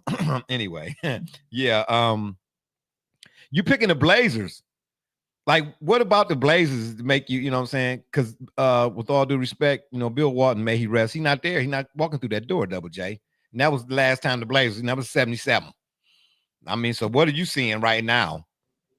Well, again, it's the defensive side of the ball for me. Again, having Drew Holiday, right? So somebody we know what he can do. Yeah, you need a point man. And then, like I said, having Jeremy Grant being the 6th man. Again, you're talking about supporting cast players that are by full definition role players, but they do it very, very well. I think the Denny Avija is capable of. He's a little bit reckless at times, but if he can start distributing the ball a little bit better, they have that young Hansen that occasionally they kind of roll out there, but primarily it's more of guys like Chris Murray, Donovan Clingan, and then of course having Shaden Sharp. And the cool part is, they've been doing a lot of this stuff without Scoot Henderson this year. So that's I know he's coming back. So we know we're not going to see. Forgot about Scoot, baby. Right. So I'm looking at this now, and you're going to add another shooter and somebody that can create and help space the floor even more. I'm really liking that team. And again, I watched them win tough games. They beat your Nuggets. Hold up there now. Wait a minute. Depending on what type of nuggets you're talking about. You know what I'm saying? Chicken or, No, we're talking Joker's Nuggets. Hey, watch it there. Hey. Whoa. Slow down there, Kim Wasabi. Slow it on down. Whoa. Ooh, I might have to take a break on that one right there. Whoa, slow it down there, buddy. I'm not worried about the Nuggets, bro. I'm not worried about Joker. Joker don't really start playing. He might give you a game or two. You'd be like, man, you see what he did last night? But Joker don't start playing until after the All-Star break, bro. I mean, come on now. You know what I mean? They really don't. You know what I'm saying? I don't know, man. I mean, I didn't see, but you bring the Blazers. Why you ain't pick the Lakers? I don't like how they play the style play with Luka, LeBron, and Austin Reeves. I think you have to move Austin Reeves before the deadline. He can create a shot. He doesn't work well with them, right? He's not just a stop and pop kind of player. So wait. So now we bring him back up. And for all my folks out there watching, excuse me, and the folks that's been leaving comments, please help me. I need y'all to weigh in on something. We often talked about when it comes to basketball, chemistry versus complementary. Are they one and the same or are they different? Please let us know. Please weigh in. Because what you're saying to me now is Austin Reeves is not complementary to what the Lakers like to do, as was the case with Russell Westbrook and D'Angelo. So in that case, what do the Lakers do? Because how is it that you got that guy, no names please, and seem to be like more people are not complimentary than are? Don't cry. I know it hurts. Don't cry. Okay? I'm just here for the cookies and the peanuts, baby. That's all I can tell you. You know what I'm saying? All right. Well, there's our 5 for 5 teams of interest in the East and the West. We'll see how this thing play out. We're going to take another break, and when we come back, we're going to get into our NFL Week 9 pick'ems. Is that what we're going to do? And I'll save the bonus one because I had a boxing one too. Don't forget that. But I want to wait till Gully next week when Gully get back because I want to hear what he got to say on his NBA World Champion Boxing Championships or whatever that nonsense is he be talking about. Like I said, at the end of the day, if you and some of the homies want to get out and have some fun, or you and the ladies, you know what I'm saying? You get a couple of you and your girls, whatever, y'all want to have to throw down on the get down, you know what I'm trying to say? Y'all check them out, boy. Legacy, Adventure Park, your paintball experience. Wait.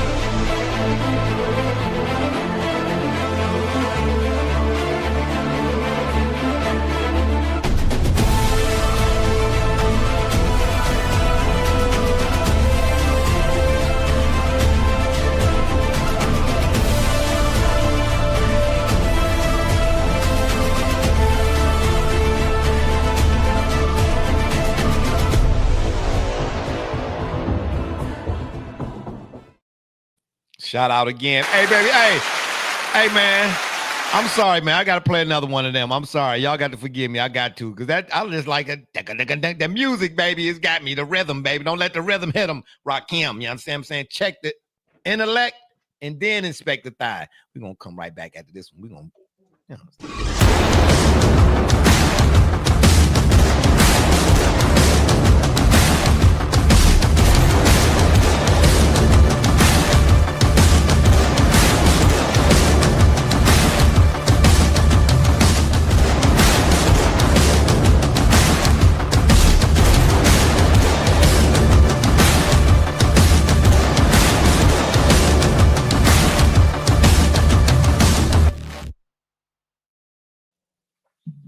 All right, shout out.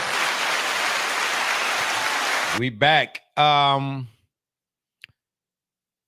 J, can you get my you got my picks ready there? Sure do. Okay. Just want to let y'all know as a what they call it, a disclaimer. I don't know what to claim. I'm still not woke. If you all use my picks to place any bets, please don't do that. You know what I mean? Because my picks are just for fun here, or whatever the case may be. Actually, we're going to see at the end of the season how many I got right, which probably is not going to be good because I get more wrong than I do right. Right. You know what I'm saying? But I lie for you before I would to you. And I make some sense out of that. Say that fast 2 times. But please, if you all are bettors or gamblers out there, you make your picks, you are on your own. But I would suggest if you do that, please check the waiver, not the waiver wires. Excuse me. I'm thinking fantasy football, right? The actives or the inactives. Okay. Because a lot of that got to do with the outcomes of games too. You know what I'm saying? If Joe Burrow, for instance, ain't playing, then or Joe Flacco ain't playing, who you picking? The Bengals? Exactly, maybe not. So if you make your picks and that's what you do it on the actives or the inactives and not based on anything Barbershop Jay says. So roll, should I say drum roll, please? Double J, I need you to handle the comments for me right quick because I got the I can't see. Oh, yeah, I can see now. Is this the first game? Yep. Bears at the Bengals? Mm-hmm. Is Joe Flacco playing? No. Who's quarterback in the Bengals? Let's see. I should have put in the application. Right now, boy. I could have. Boy, he is questionable. Who's questionable? Well, 5 hours ago, they said he is set to play. Oh, Flacco is? Yeah, he's trying to play through the AC joint sprain. Ooh, at 4,700 years old, I tried to play through the AC too, and the joints just don't cooperate nowadays, baby. But the spread is -3 here. All right, I'll roll with the Bengals. Give me the Bengals. All right, up next. Ooh, hold it. Don't do nothing else. Don't do nothing else. Don't do nothing else. The Lions, like the Browns, lost all of their. How many coordinators did the Lions lose last season? 400. Feels that way. Yeah. Yeah. Somebody disagrees with you. They're going Bears. Oh, okay. Shout out, though. That's what we do. Well, all right then. All right then. Okay then. Put your displacements where your placements should be. All right then. You ain't, I'm trying to tell me. You going with the Bears. I don't not like the Bears. It's just that I'm in that matchup. I'm going with the Bengals. Anybody else, I might pick the Bears. Because, oh, yeah, I probably would pick the Bears. You know what I'm saying? But the Bears, though, let's be real now. 1 minute they look like, 1 week they look like world beaters, and the next they look like they, you know what I'm saying? Well, here's what I'm going to say. Look, I could see why someone would make the case like you're pointing out. Remember, the Bengals are going to be missing edge rusher Trey Hendrickson. Remember, the Bengals defensively were 29th in pressure rate and dead last in blitz rate. So if you're already 31st in defensive pass success rate, basically on paper, it's saying as average or on, depending on where, how you feel about Caleb Williams on paper, this is the matchup for him to exploit.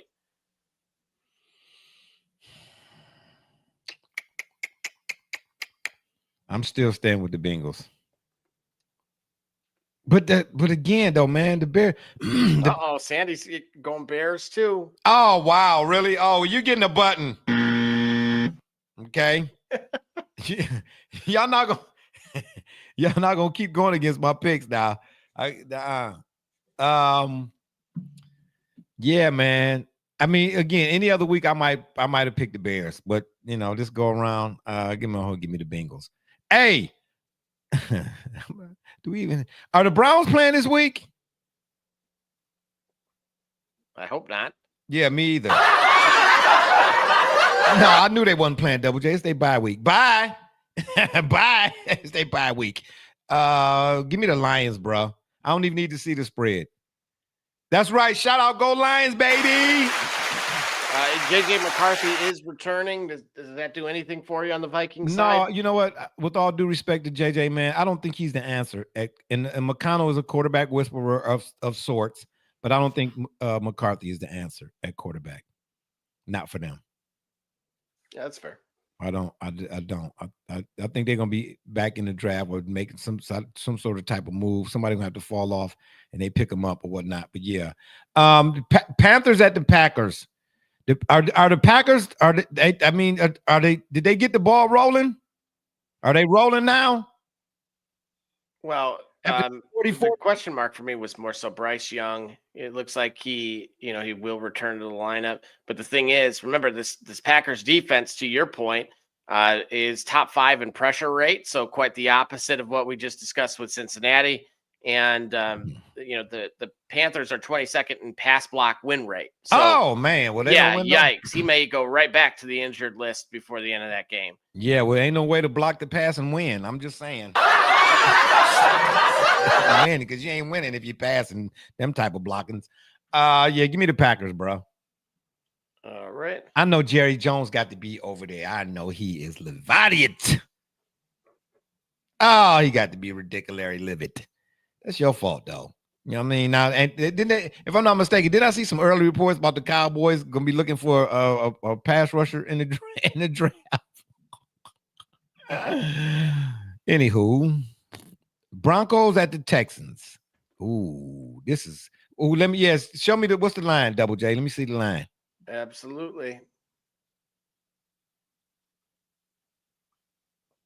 So I mentioned this one a little bit earlier on the show. Bad matchup for Denver. How you figure? Well, right away you have Derek Stingley Jr. on that side for for Houston to kind of shadow cover Cortland Sutton. But then additionally, when it comes to just the from the offensive side for Denver, remember the Texans are holding outside receivers to the second fewest scheduled fantasy points per game. Oh man, and they and at the then- house too. That Texans defense is championship, bro. It's It CJ really is. Yeah, the CJ Stroud and them, they got to come back around, man. This is third year, right? Yep. And yeah, so, you shouldn't. I mean, again, different situation, but the premise is the same. I was having a conversation with a guy about Kevin Stefanski. He won Coach of the Year, two-time Coach of the Year. I said, but what he done after that? How do you get to the mantle and then where you at now is at the bottom, so to speak? How do you go downward from there? I don't get it. And I say it about CJ. CJ came on strong as a rookie, then he tailed off. But now you wondering, like, is he or is he ain't? Ironically speaking, you know what I mean? And by the third year, and when you get to that third and that fourth year, man, you should already be okay. All right. I see you speaking the Texans. Yeah, I'm picking the Texans. But that third year, man, you should be okay. Like, okay, yeah, no, he for real. And I still like CJ, no question. He probably one of the better Ohio State quarterbacks outside of Troy Smith, and I don't know, really in recent years, I guess. But he gotta, defense wins championships. That's the adage, that's the expression, cliche, or whatever you want to call it. But whatever the Texans do this season, do you see them making the playoffs? Let me ask you that, Double J. The Texans, I Yes. think they could make the wild card. Yes. Okay, so let's say they get to the wild card. CJ gonna have to, in order for them to advance, as good as that defense is, it's not the 2000 Ravens, D. You get what I'm trying to tell you? That defense couldn't survive a Trent Dilfer type performances. And CJ gonna have to do his part. Right. A gonna have lot to do more his like part. what we saw a week ago. And that's the good thing is we did see that, right? As much credit as we give San Francisco and Robert Saleh for his defense. Yeah. CJ had about at least 250 yards and 2 touchdowns. So it was a pretty good showing. Yeah, give me the Texans though. The Broncos are rounding in the form too. They're legit 6-2. Man, yeah, the big thing for them in the matchup itself is that, as I mentioned with having Derek Stingley kind of shadow covering, the Broncos are missing Pat Surtain because of the pec issue. So but that defense is still, he's a big piece, but that defense is still solid. And as far as Sutton goes, this is Sean Payton. I don't really care for him as a person, even though I never met him, but some of the stuff is because, like, why are you taking shots at Russell Wilson 25 years after the fact? Like, for real, get out your feelings, man. You're an NFL head coach. How many folks would want to be in your position? You know what I mean? Man, that was then, this is now. Focus on your squad. But anywho, but with Sean Payton, as an offensive mind, is one of the best. And especially when he got good ingredients. You know what I mean? I would not be surprised if you see Sutton. I mean, they're gonna put him in motion a million times. They're gonna have him everywhere. You know what I mean? Because Sean Payton's one of them guys like McVay to an extent, and Josh McDaniel as a play caller. Josh McDaniel was not great as a head coach. They look for matchups, mismatches, and they know how to create them. Unlike Stefanski. Anyway, let me. Give me the line in this Falcons and Patriots. Absolutely. We are at. Oh, really? Whoa, let me fix my glasses so I can hear what you really just said. Whoa. That number don't strike you as odd? It's a little bit closer than I would have thought. Yeah, You know what it is, though? I don't think the Falcons have the best defense by any means, but it just seems like they've been able to kind of keep games close. Oh, maybe that's what it is. But I'm taking the Patriots. Man, Do you see the difference? Mm. Man, I don't know why. I don't know why. It just keeps coming back around. Oh, before we go any further, and before I add what I'm gonna say about the Patriots, Double J, give me a update, the World Series update. Did the Blue Jays win it? They're beyond halfway there. It is 4-3. Bottom of the 8th or top of the 9th? No, it is now tied bottom of the 9th with 1 out. 4-4. Oh, dag nabbit. Uh-oh. Oh, dag nabbit. 1 out. That's right. Any ducks on the pond? None. For all you all who out there are not familiar with baseball references, ducks on the pond mean runners on base. No ducks on the pond, huh? No ducks on the pond. Dag nabbit. 1 out? 1 out. Oh, okay. Well, be ready to be up. If you're a baseball fan, you might as well get you a pillow and some popcorn because it's gonna be another 27 innings. That's finna be. You know what I mean? Them Dodgers don't go down easily. You know what I mean? Shout out to Brother Rich and his squad. You understand me? Now 1 on the pond. Oh, it's 1 on the pond. What was it, a walk? Let's see here. I got the game cast loaded, and that was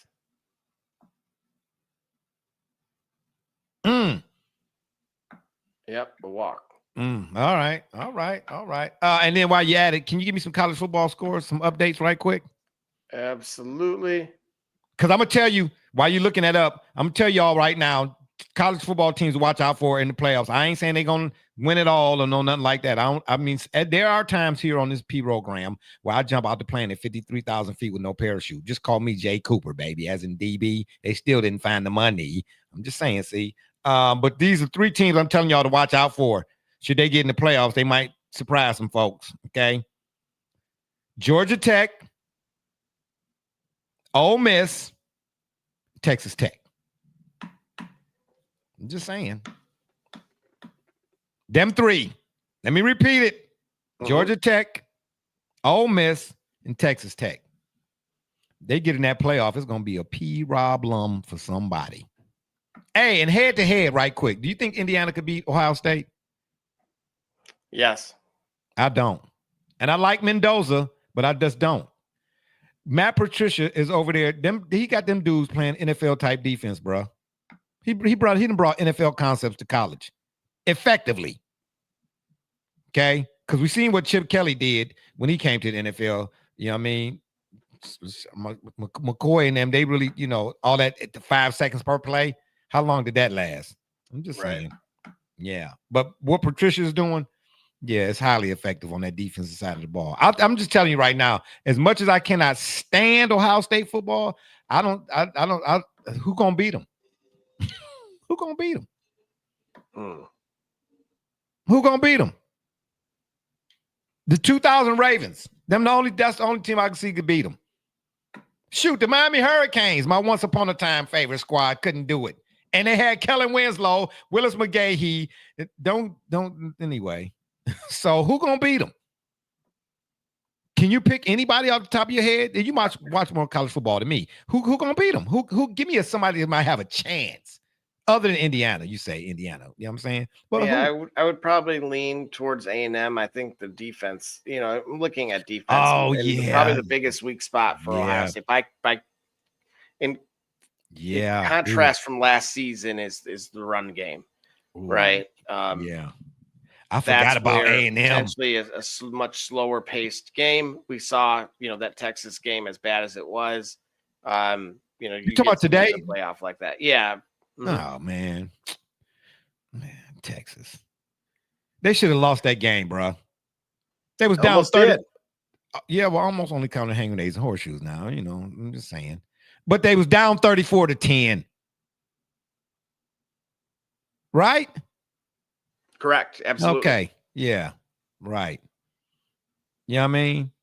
Vanderbilt is pretty good too, though.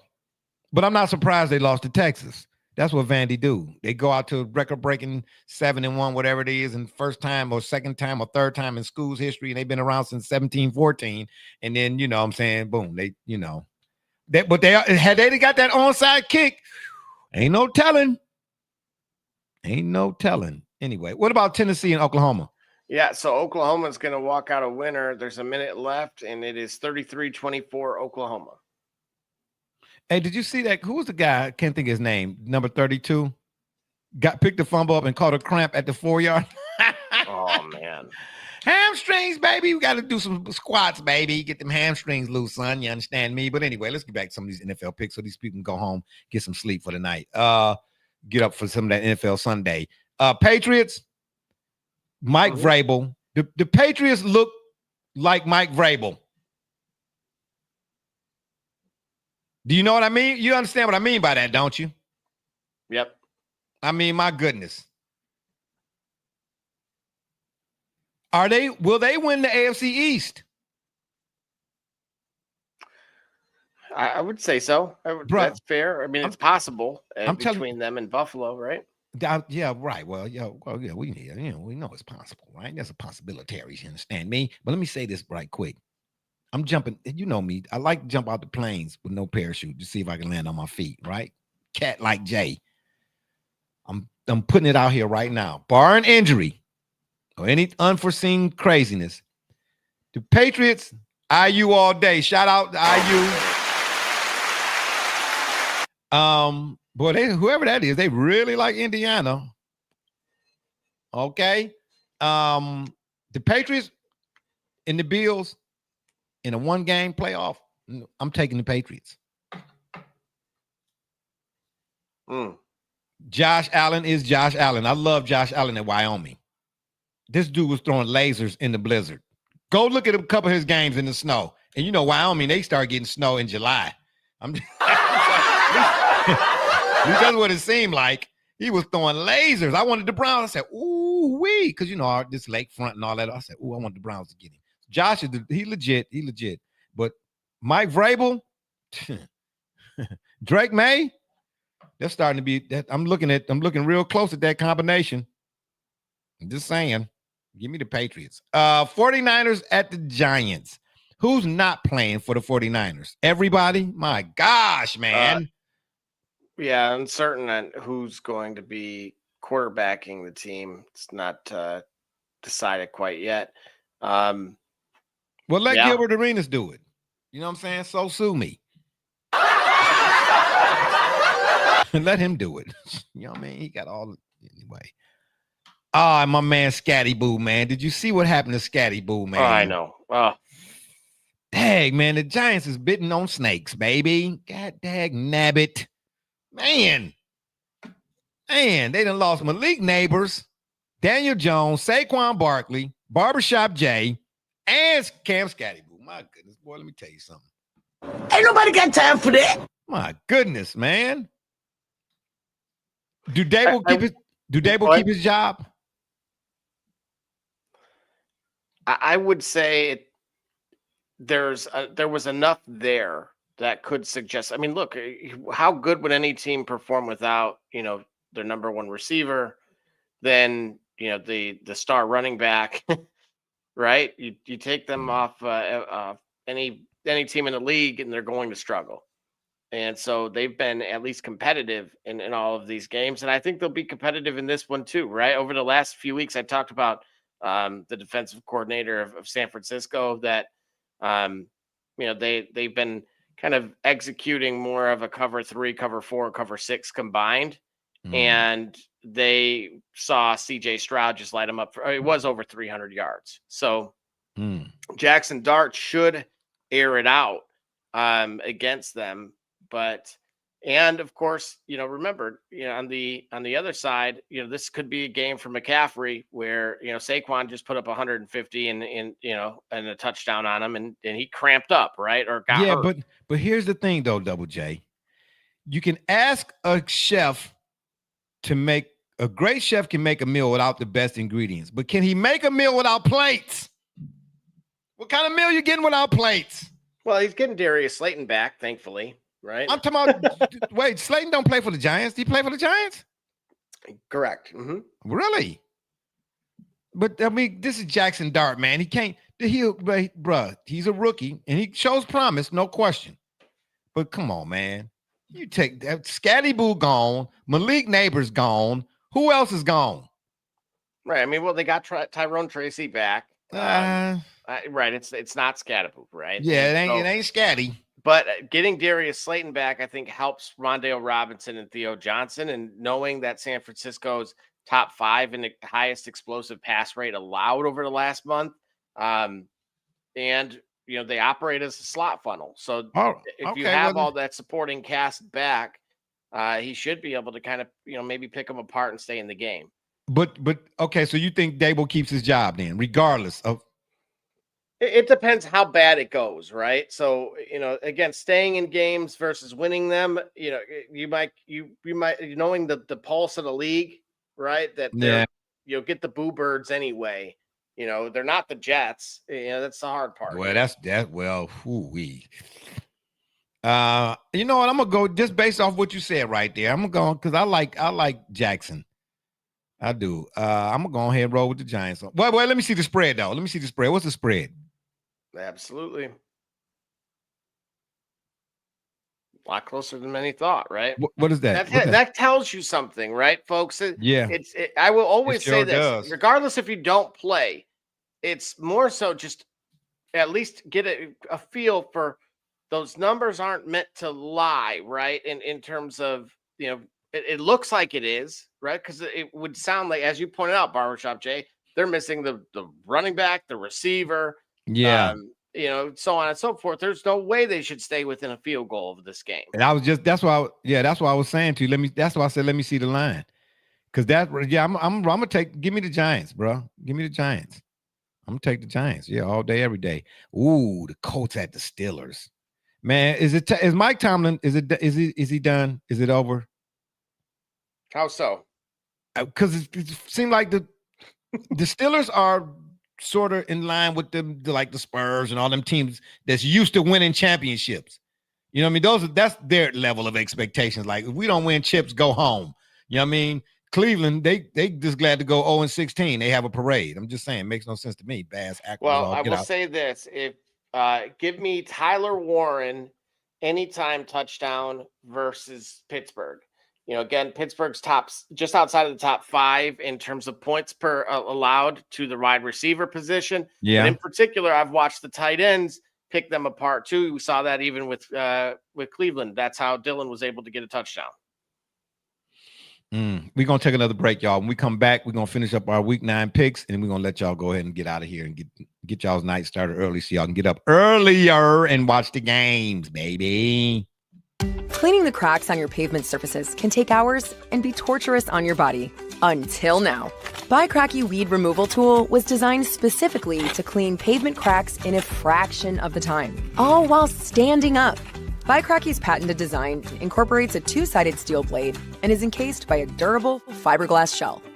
Simply use the large end to clean big gaps, then rotate and use the small tip for narrow gaps. Made in the USA, Bicracky eliminates weeds to the root and is environmentally friendly. Bicracky. Save your back while you clean your crack.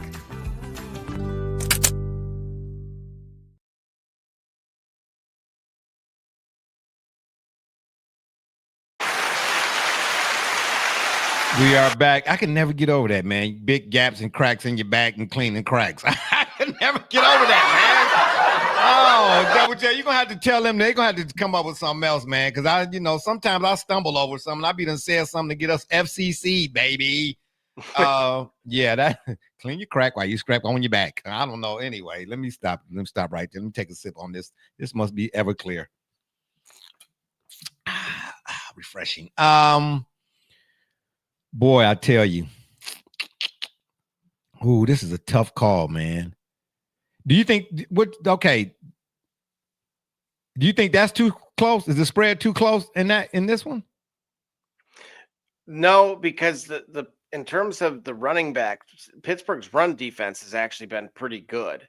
It's despite. So what you trying to tell me? Jonathan Taylor ain't gonna have a day? No, he may. It just temper your expectations because they're 23rd in terms of running back versus the running back from fantasy points. Side of thing. But who's 23rd? Steelers? The Pittsburgh Steelers, yeah.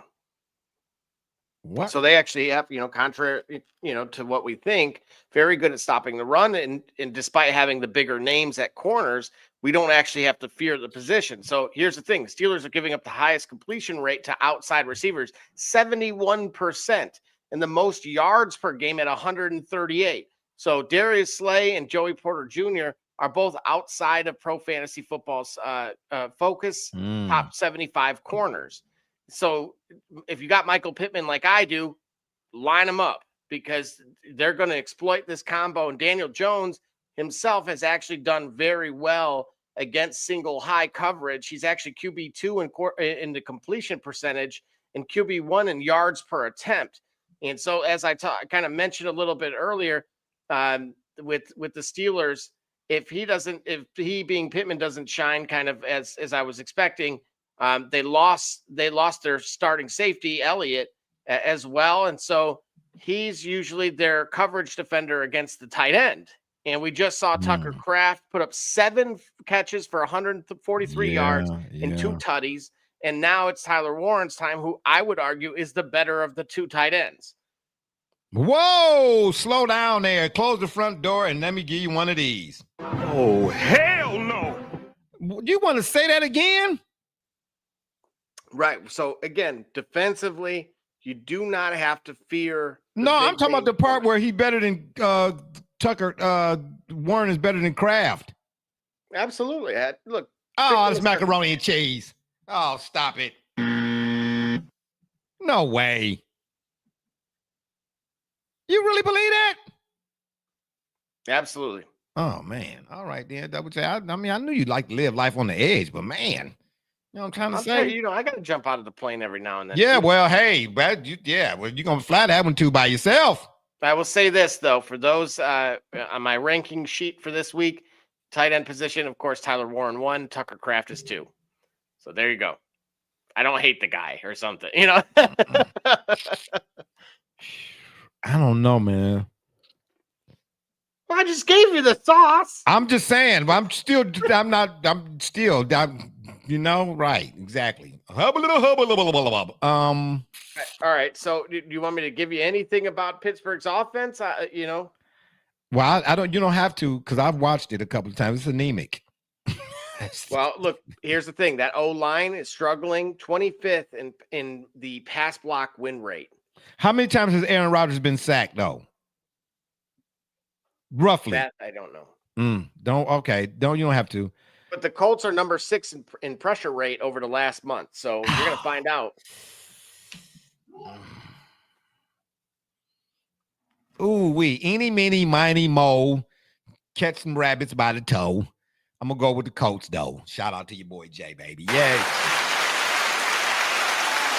Yeah, I'm going to go with the Colts, man. Give me the Colts.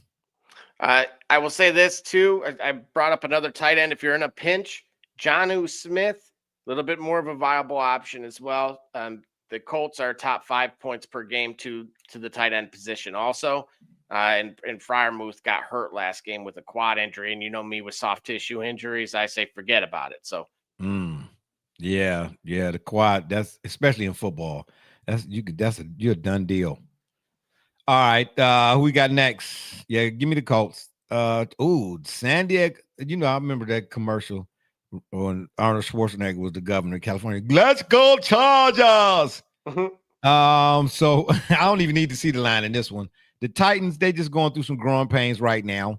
They'll be all right once they start. Listen, you can draft a franchise quarterback. I get it. It's a quarterback-driven league, the NFL is. You need a franchise quarterback. But the franchise can't be franchisable if you don't have the dudes in front. Okay? All of this hoopla is made. Who you going to take in the first round at the first pick in the top 3 picks and how many picks you got and who picking got an afro pick. I used to, once upon a time, I had a boneless afro. I'm just saying. If you, yes, you like that?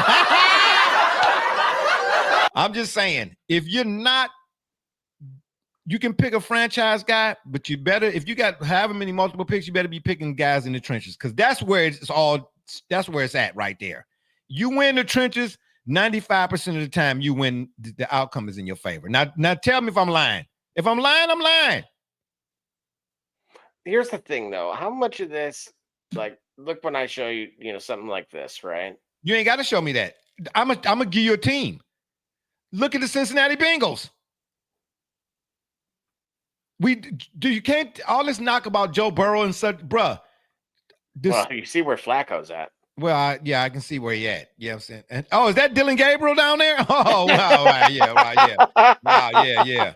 Ain't nobody got time for that. Yeah, everybody got time for get that off. Yeah, right. Yeah. Anyway, don't even get me started. They better be glad they're on the bye week because I was about to be talking some. Hey, the only team to lose the bye week. Yeah, well, that's every week though. Give me the Chargers. Give me the Chargers. All right. They're gonna be a problem come playoff time too, bro. That's Harbaugh, boy. He know how to get him there. That's all I'm saying. Well, I'm glad to see you come around. Yeah, I mean Harbaugh. I ain't never have a problem with Jim. I like Jim Harbaugh when he was. You probably don't even remember this. You know what I'm saying? Seeing how he was probably in diapers still. He was quarterback for the Baltimore Colts. Well, they wasn't They was Indianapolis Colts. They were in Indy. Yeah, number 4. And they in Pittsburgh were this close to winning that playoff game. Yeah, they got hosed on that one. Yeah, they sure did. They sure did. Yeah, sure did. Like some folks I know in the civil rights era. The Jaguars. Colts. That's right. Shout out to the Colts, baby. The Colts. The Bucking Broncos. You understand me? Hey, speaking of Colts, bro, have you ever watched the PBR, professional bull riders? Are you kidding? Yeah, man, bro. We talk about football players and athletes being tough and all of that kind of stuff. Man, you gotta be a different type of person to get on the back of a live 700, 800 doggone pound bull or horse that's bucking. You know what I mean? And stay on it. And then with your arm all in. Oh, yeah, okay, never mind. Ain't nothing I would do for a living. Because you might end up not living. Give me the Jaguars. I don't even need to see the spread. Geno INT just ain't doing it for me. Saints at the Rams. Ooh-wee. I'm not hesitating because I'm not who I don't know who to pick, but I'm thinking about the Rams in terms of the overall playoff picture in the NFC. I'm going with the Rams in this game, but I'm asking you this question. Anybody out there listening willing to respond? Where do you see the Rams at in the NFC playoffs this year? I'm talking about in the thick of it. Can they beat the Eagles? Well, how do you feel about that trade today? With Baltimore sending another defensive piece to Philly. Does that I didn't see that change your mind a little bit? Well, if that piece ain't Myles Garrett, then oh well. Hey, did Brandon Graham? Did he come back? I believe. They had traded for Jair Alexander, so getting some corner help. Okay. I mean, the Eagles are still the Eagles, but I'm telling you right now, man. That's the Rams. Jared Verse, he ain't Aaron Donald, but he's showing up on the screen, baby. He jumped off the screen, and the Rams was driving. What happened on that last drive in that NFC Championship last year? Do you think it was the weather that did them in? But it's football. Football's supposed to be played in the increments. You like how I said increments? Yeah. What derailed them? Because they was on the verge. They was on the verge. We might not be talking Saquon, Don Juan, Julio, Hinoso, all of that. We might not be talking that, boy, because the Rams was driving. Can they do it this year? Can they beat the Eagles? Can they beat the Packers? Look, look, to your point, Brandon Graham coming out of the retirement. He was with me in Shady Acres, bro. Well, do you think he's going to help their pass rush at all? Well, we had to see. We know what he did when he was, doing it on the regular. But, he didn't sat down I just told you he was at Shady Acres with me. We was playing Pekino. I will say that, dude, if they go and get Bradley Chubb from Miami, then I don't believe that to answer your question, I would say the answer is no. Well, wait a minute. It would feel very similar to last year. I didn't know that's on the table. That's being floated out there. Yes. Remember, the trade deadline's Tuesday. Bradley Chubb is being floated out there with the Eagles. Mm-hmm. Oh, dang. And remember, he was with Vic Fangio in yeah, 2023. I know. Oh, dag nabbit. Ooh, man. Oh, well. Well, let that happen. Let that happen. Jair Alexander is nice. He was with the Packers for a minute, wasn't he? Absolutely. Mhm. Yeah, he okay. But Bradley Chubb with the Eagles? Yeah, I might have a different take if should that happen. Jair Alexander don't really move the needle like that for me, but for them, you know what I'm saying? It solidifies, but Bradley Chubb with the Eagles. Oh man, that's a whole different type of conversation. But give me in this game, give me the Rams. Yeah, 100%. It sounds like Puka Nacua may return. Yeah. Stafford's completion percentage versus cover 3 is 76% basically. Well, I mean, I saw that. All top 10 marks against it. I mean, passer rating. But keep going. That's my boy Stat Pafford, as y'all like to call him. Yeah, okay. Yeah, the man is a cover 3 killer. Give me the Rams. Yeah, just for context, cover 3 heavy defenses include Houston and San Francisco. He's thrown for 634 yards and 4 tutties, 0 interceptions. Well, I mean, that might be surprising to some of our viewers, and if it is, it's all good, but it's not surprising to Jay, baby, because I've been a Stat Pafford, as y'all like to call him, for a minute now. I've been rolling with Stat, you know what I'm saying? Chiefs at the Bills. Is this hey, what'd I tell you? Patrick Mahomes got some cutlery. He gave him some new silverware. And he's using it. Absolutely. This is still Patrick Mahomes now. You know what I'm saying? He's having literally like an MVP season. Exactly. In the last 2 games. You know what I'm saying? Come on, bro. Patrick Mahomes is that dude. Yeah, I'm saying. But like anybody else, you know what I mean? There were times when Superman had to be Clark Kent. I'm saying he looked like Clark Kent when he ain't got all his groceries. Now keep this in mind because this is one of the highest scoring games. But look at this. I said this very early in the show. This is the point totals from all of their matchups. 43, 62, 58, 78, 44, 37, 51, 51, 61. You talking about combined? Yeah. Okay, so before you – I want to see the matchup analysis, but before you do, I'm going to take a stab at it. I'm thinking that the over-under is 56. 57. 52.5. Oh, dag nabbit. Oh, man. Oh, man. Oh, boy. That should be higher, though, bro. We talking about Patrick Mahomes and Josh Allen. For real? 52.5? Seriously? What was it for the Jaguars and the Washington Generals?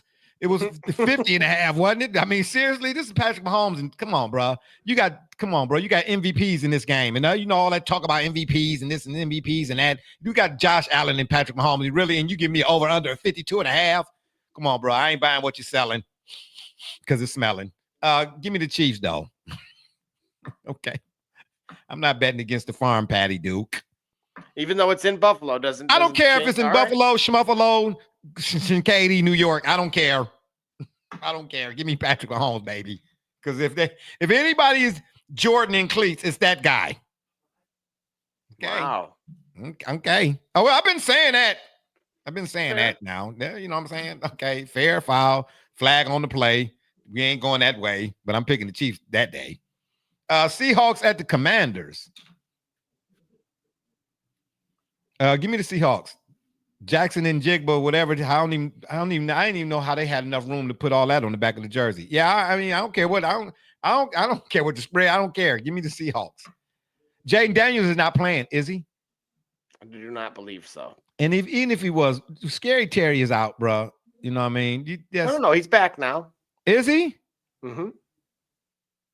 Whoa! Wait a minute. Slow down there. Hold up. Oh! Wait a minute now.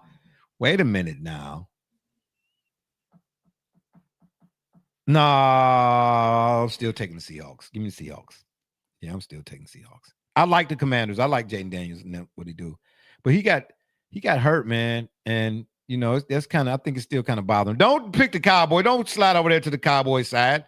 Absolutely not. Kyler Murray's not playing for the Cardinals, is he? He is not. Jacoby Brissett. Mm-hmm. Let me see the. Now hold it. Before you go to the matchup analysis, hold on. Okay. Do you think? Okay, wait a minute. Is the matchup analysis? Do you think based on Brissett playing, or are these okay? Right. Okay. So they make the adjustments, so to speak, okay. So now, if this over under is more than 50, but if it's closer to the Chiefs and the Bills, and this one right here, something is up, bro. Something is up. I'm gonna say the over under, even though Dallas offense is legit. You know what I'm saying? Except when Dak getting the playoffs, then that's the measuring stick for him. But the over and under is 44.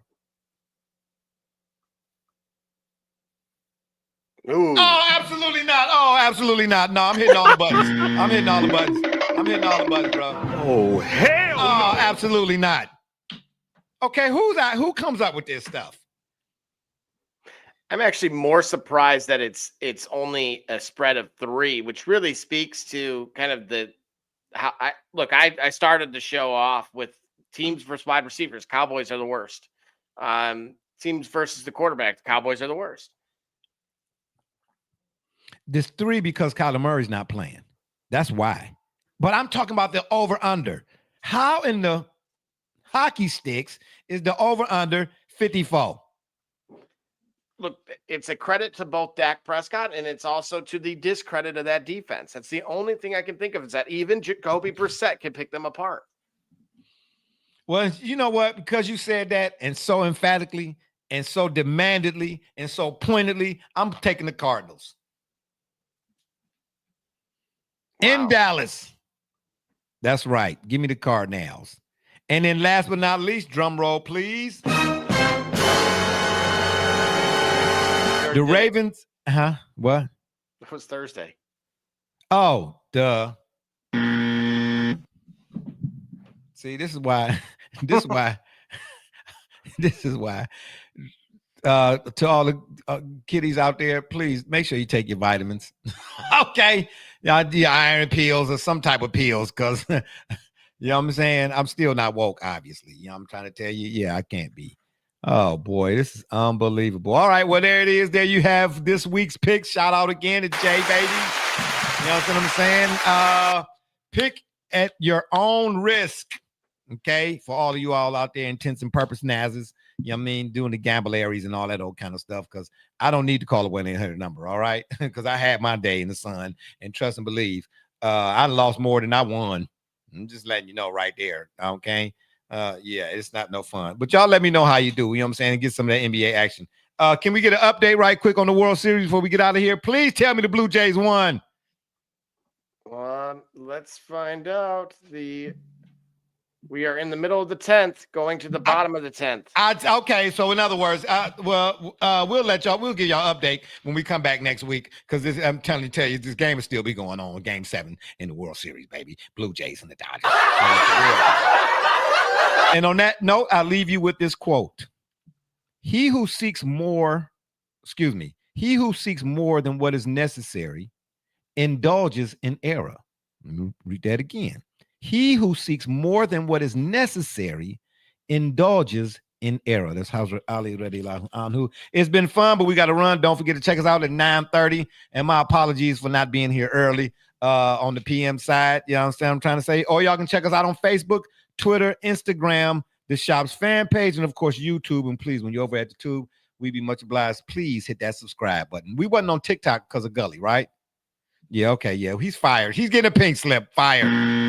That's what I'm trying to say. And if that don't work, y'all can Google it. For my dudes, Be Rich, Double J, D Gully, and all those who follow us and support us, we say thank you. I'm Barbershop Jay, and you've been listening to the Shop Report. And remember, the next time y'all want to know what's really going on, man, come to the shop. Walk-ins are always welcome. Holla at your boy. I'm out. Yeah.